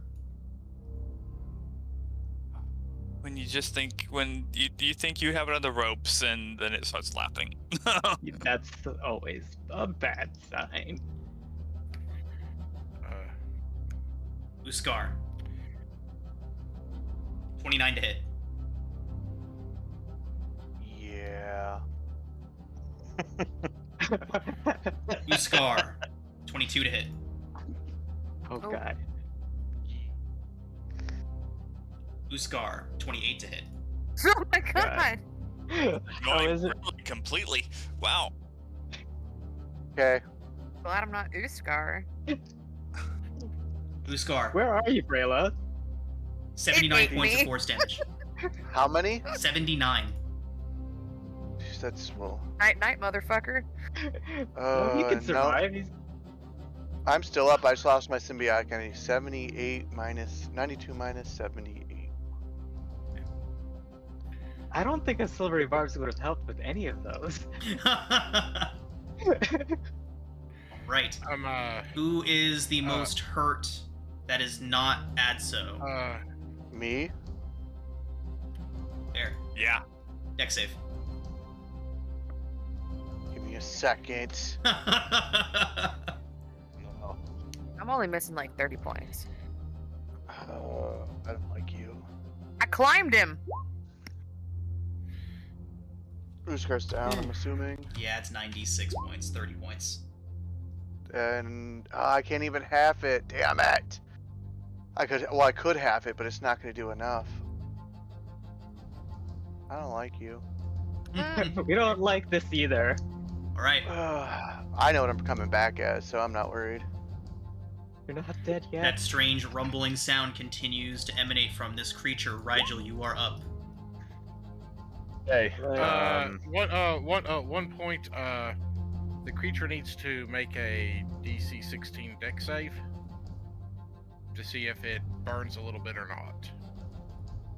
Because that bonfire is. It does get a burning 13, off. but it will burn its first legendary resistance. Okay. Oh, it's Damage. gonna have legendary resistance. Okay, we gotta Rigel, you keep do burning succeed. those. Oh, that is very good. Okay. I was afraid it had those. That's why I summoned Toot Toot and didn't do something like cast Blight on it.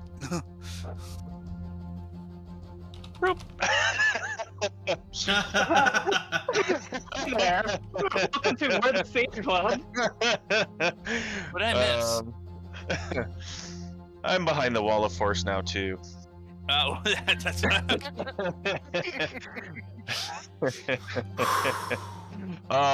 Okay, so first off, I don't know if this makes sense to do now. Oh wait, who's going next? Nathaniel.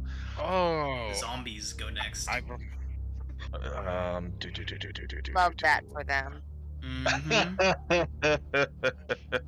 I remember something I Oh have. shit! I remembered something I have. Yes.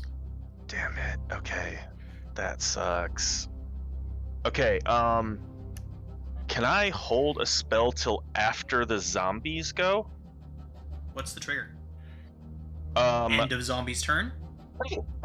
like as soon as it's Adso's turn. Like Okay. as soon as Adso acts, I will. Holding your action I for will- when Adso's turn begins. Yeah, and then I will. Up. Yeah, that's what I'm thinking. Nice. I'll But hold a. you would know that it requires concentration to hold a spell. What's So he it's concentrating on?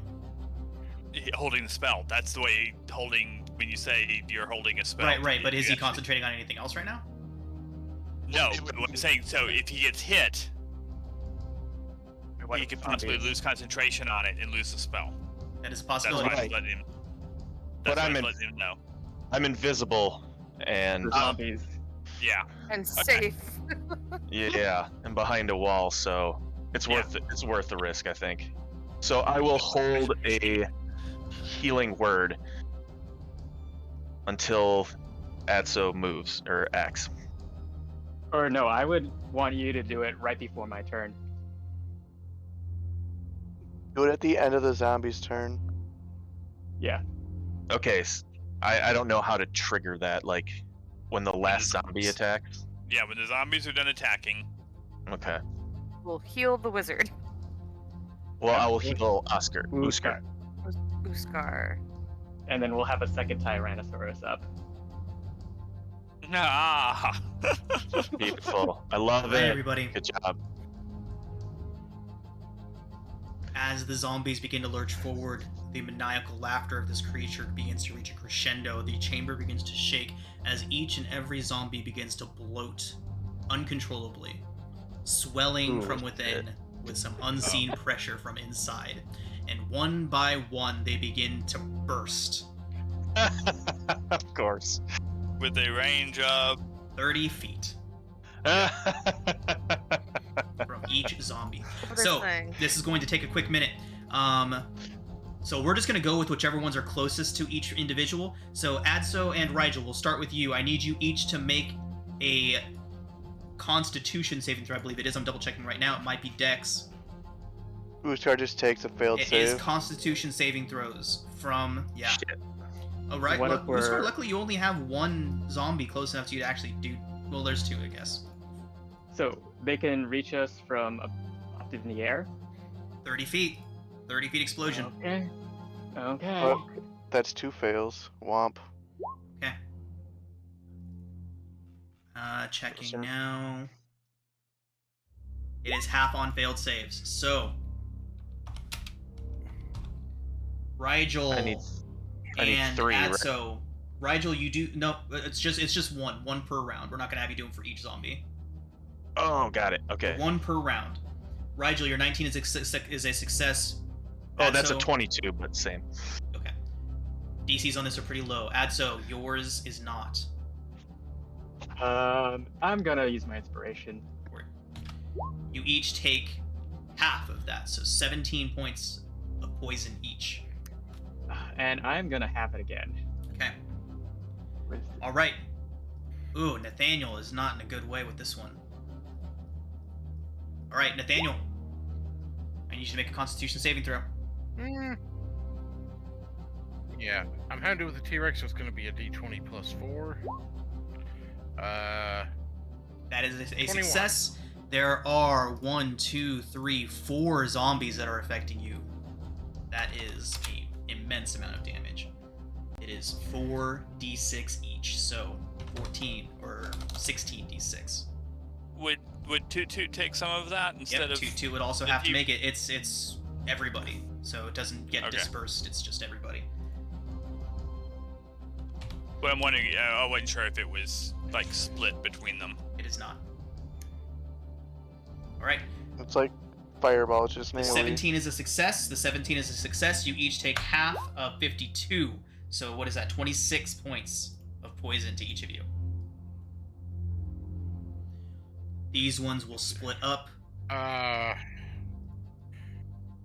Hold on. How do I have to make a concentration save also for that? If it was 26, it's half the damage. So it would be a DC 13 Constitution save. Okay, DC 13. Oh, what's the Constitution save for? On fire. Oh, the bonfire on the critter. Okay. 8, 9, 10, 11, 12.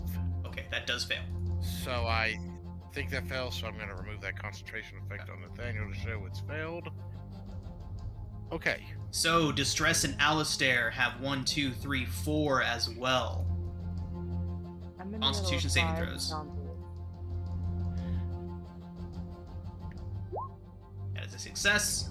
Distress also succeeds.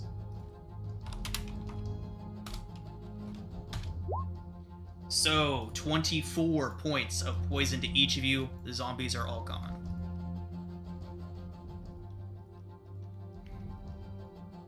I'm glad there wasn't another one within 30 feet of Oh, Uskar. right. Uskar, you just take the failed death save. The two of them. Shit, no, that's 3. It was all just one instance of damage. Oh, was it? Yeah. And so Okay. they're gone now, so those don't hurt Brayla, right? Where is Brayla? She's on top of the Uh, monster. Oh. Citrix. So the one, okay, so Brayla, I do need you to make a con save. There was 3 within range of the two of you. There were 5 around Brayla. 5? Okay, con save. That is a success. You take half of 20d6. Ugh. Oh my god. Yeah, so that is, what, 29 points you take, Brayla? Down. Oh, 29, yes, my 29. Okay. Thank God. Okay. I'm still standing. Okay. We're still standing. I'm still standing. Zombies are all down. At the end of the zombie's turn, who is Rigel. visible? Oh. At the end of the zombie's turn, it's going to be a bile spray at... We'll roll. It's Toot, Alistair, and Distress are visible. Oh shit, no, Brayla, it's you. You're on top of this thing. It's gonna spray the shit out of you. I keep looking around like, who's the good target? The one on top of it. Brayla, dexterity saving throw, please. I'm gonna have to say you're at Yes. disadvantage from being on top of it as well. Fair enough. 11. That is a fail. That is 37 points of acid. Do I divide that? Do you have the type of barbarian that lets you have everything, or just physical damage? No. Physical damage. Okay, so it is not halved. You take 37 points of acid. Brayla is down. Okay. Oh God. Who to bring up? I'm just hit one of them. If I can connect with an attack, I got something for the Rigel, You you that was the end of the zombie's turn. Your held action would now go off if you are still available to use it. Yes, I am still up. Fantastic. All right, here is a tiny little healing word. Who's going to? That was for Uskar. Okay.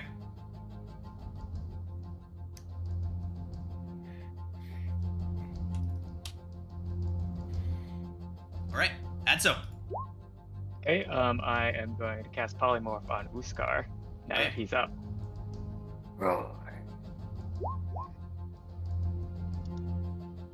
So we're having a second Tyrannosaurus Rex. If one Tyrannosaurus Rex is good, 2 is better. Yep.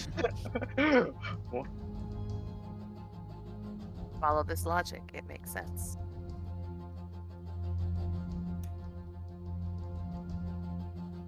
Would you kindly? Uskar, there's your T-Rex. There you go. They have shared Oh. health. Have 136 hit points. They have shared health right now, bud. Fixing it now. Thank you. Oh, they shouldn't. Weird. Oh, it's because I copied it. Yeah. There we go. Beautiful. He looks This- like he's smiling. Yep. Alright, And so- that is. Uskar hates this, by the way. You're a druid. Get used to it. Self-hating druid. Yeah, And end a turn. you just hear the T-Rex mom like. Distress throws a healing word to Brayla. Does oh wait, he's concentrating on polymorph. It's just healing word's not concentration. No. But I was like wondering like, does he turn Brayla into a T-Rex as well? As like, oh wait, he's the other one doing the polymorph. He does throw Brayla a healing word though. All right, what do I do? He just has to roll it 1 second. Okay.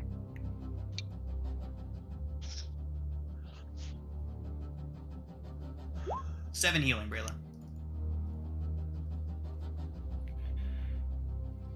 That is his bonus action. So no bardic. I woke up in a inspiration. pile of tentacles, though. Yeah, that is true.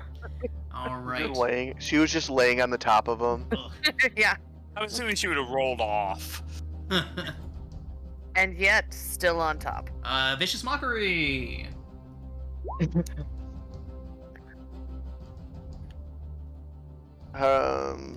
It How are you has doing to- 2-leveled spells?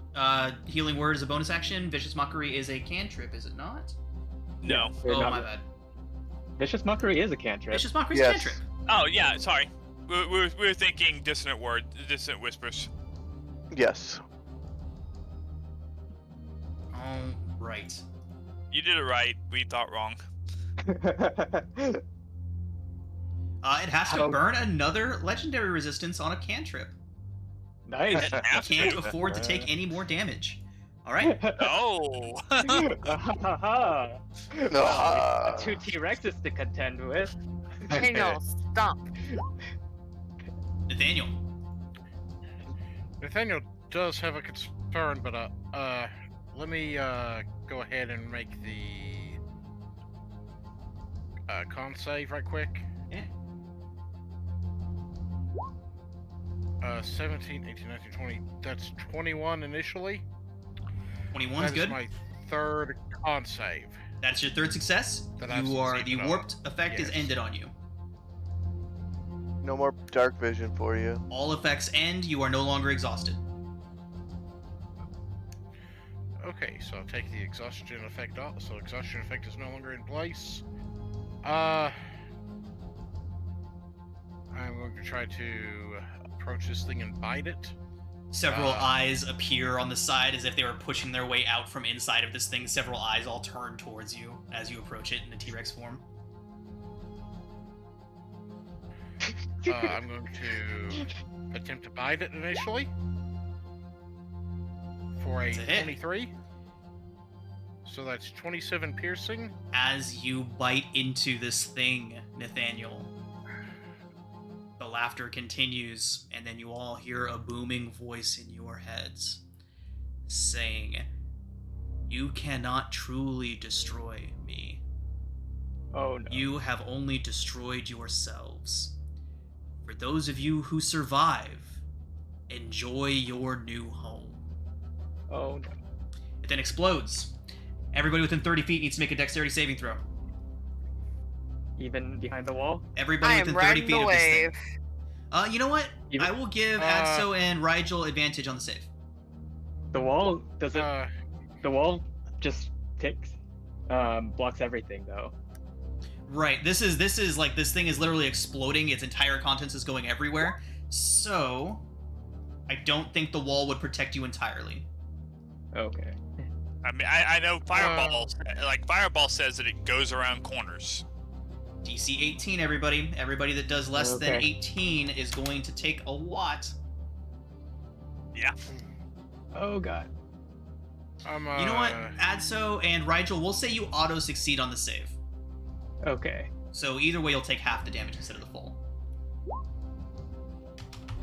I do have one quick question for you. Should have made the wall Sean, bigger.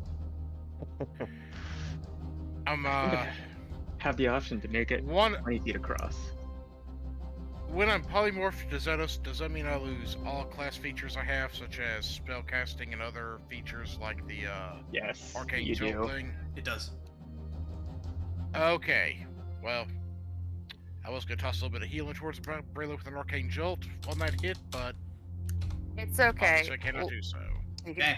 you can take it. As it dies, everybody that got lower than an 18 takes the full.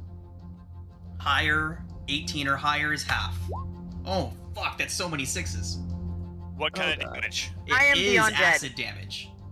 I am having But that. that's not your full health though, so you won't be. You're not actually dead. I'm not at full health. No, Right, but it would have has to do. be- It would have to do uh, 7 and then 86 to kill you outright, Brayla. Okay. Okay. So yeah, 93 or something it would have to do to kill Yeah. you outright, which is dangerously close to what that is. Yeah, I know. So, I still I have it, but that still puts me to -2. Okay. I'm at negative 65. You're at 0. I'm at -2. All right, everybody. Oh, you went down. Yeah, I went down. Okay. Can Dude is gone. am I a human again? The wall's Distress gone. failed. That is up to you all. You're Oh. human again because Adso went down. No, that was me. Distress is still up, but he has to roll a con save, Yeah, a and big he fucking failed. So big you. one. He can't succeed. Okay. Yeah. So you are Big human drops. again. Okay. Okay, take the T-Rex off and I'll put me back on here. And how And many as you people are all dead? recover from this, looking around the room, Recover, quote unquote. you still remain. Uskar is The going death to of go the up to. creature does not free you from this place. And this is where we're going to call it a session. Right here. When we come back next week, you all can figure out if and how you can escape this place. The door.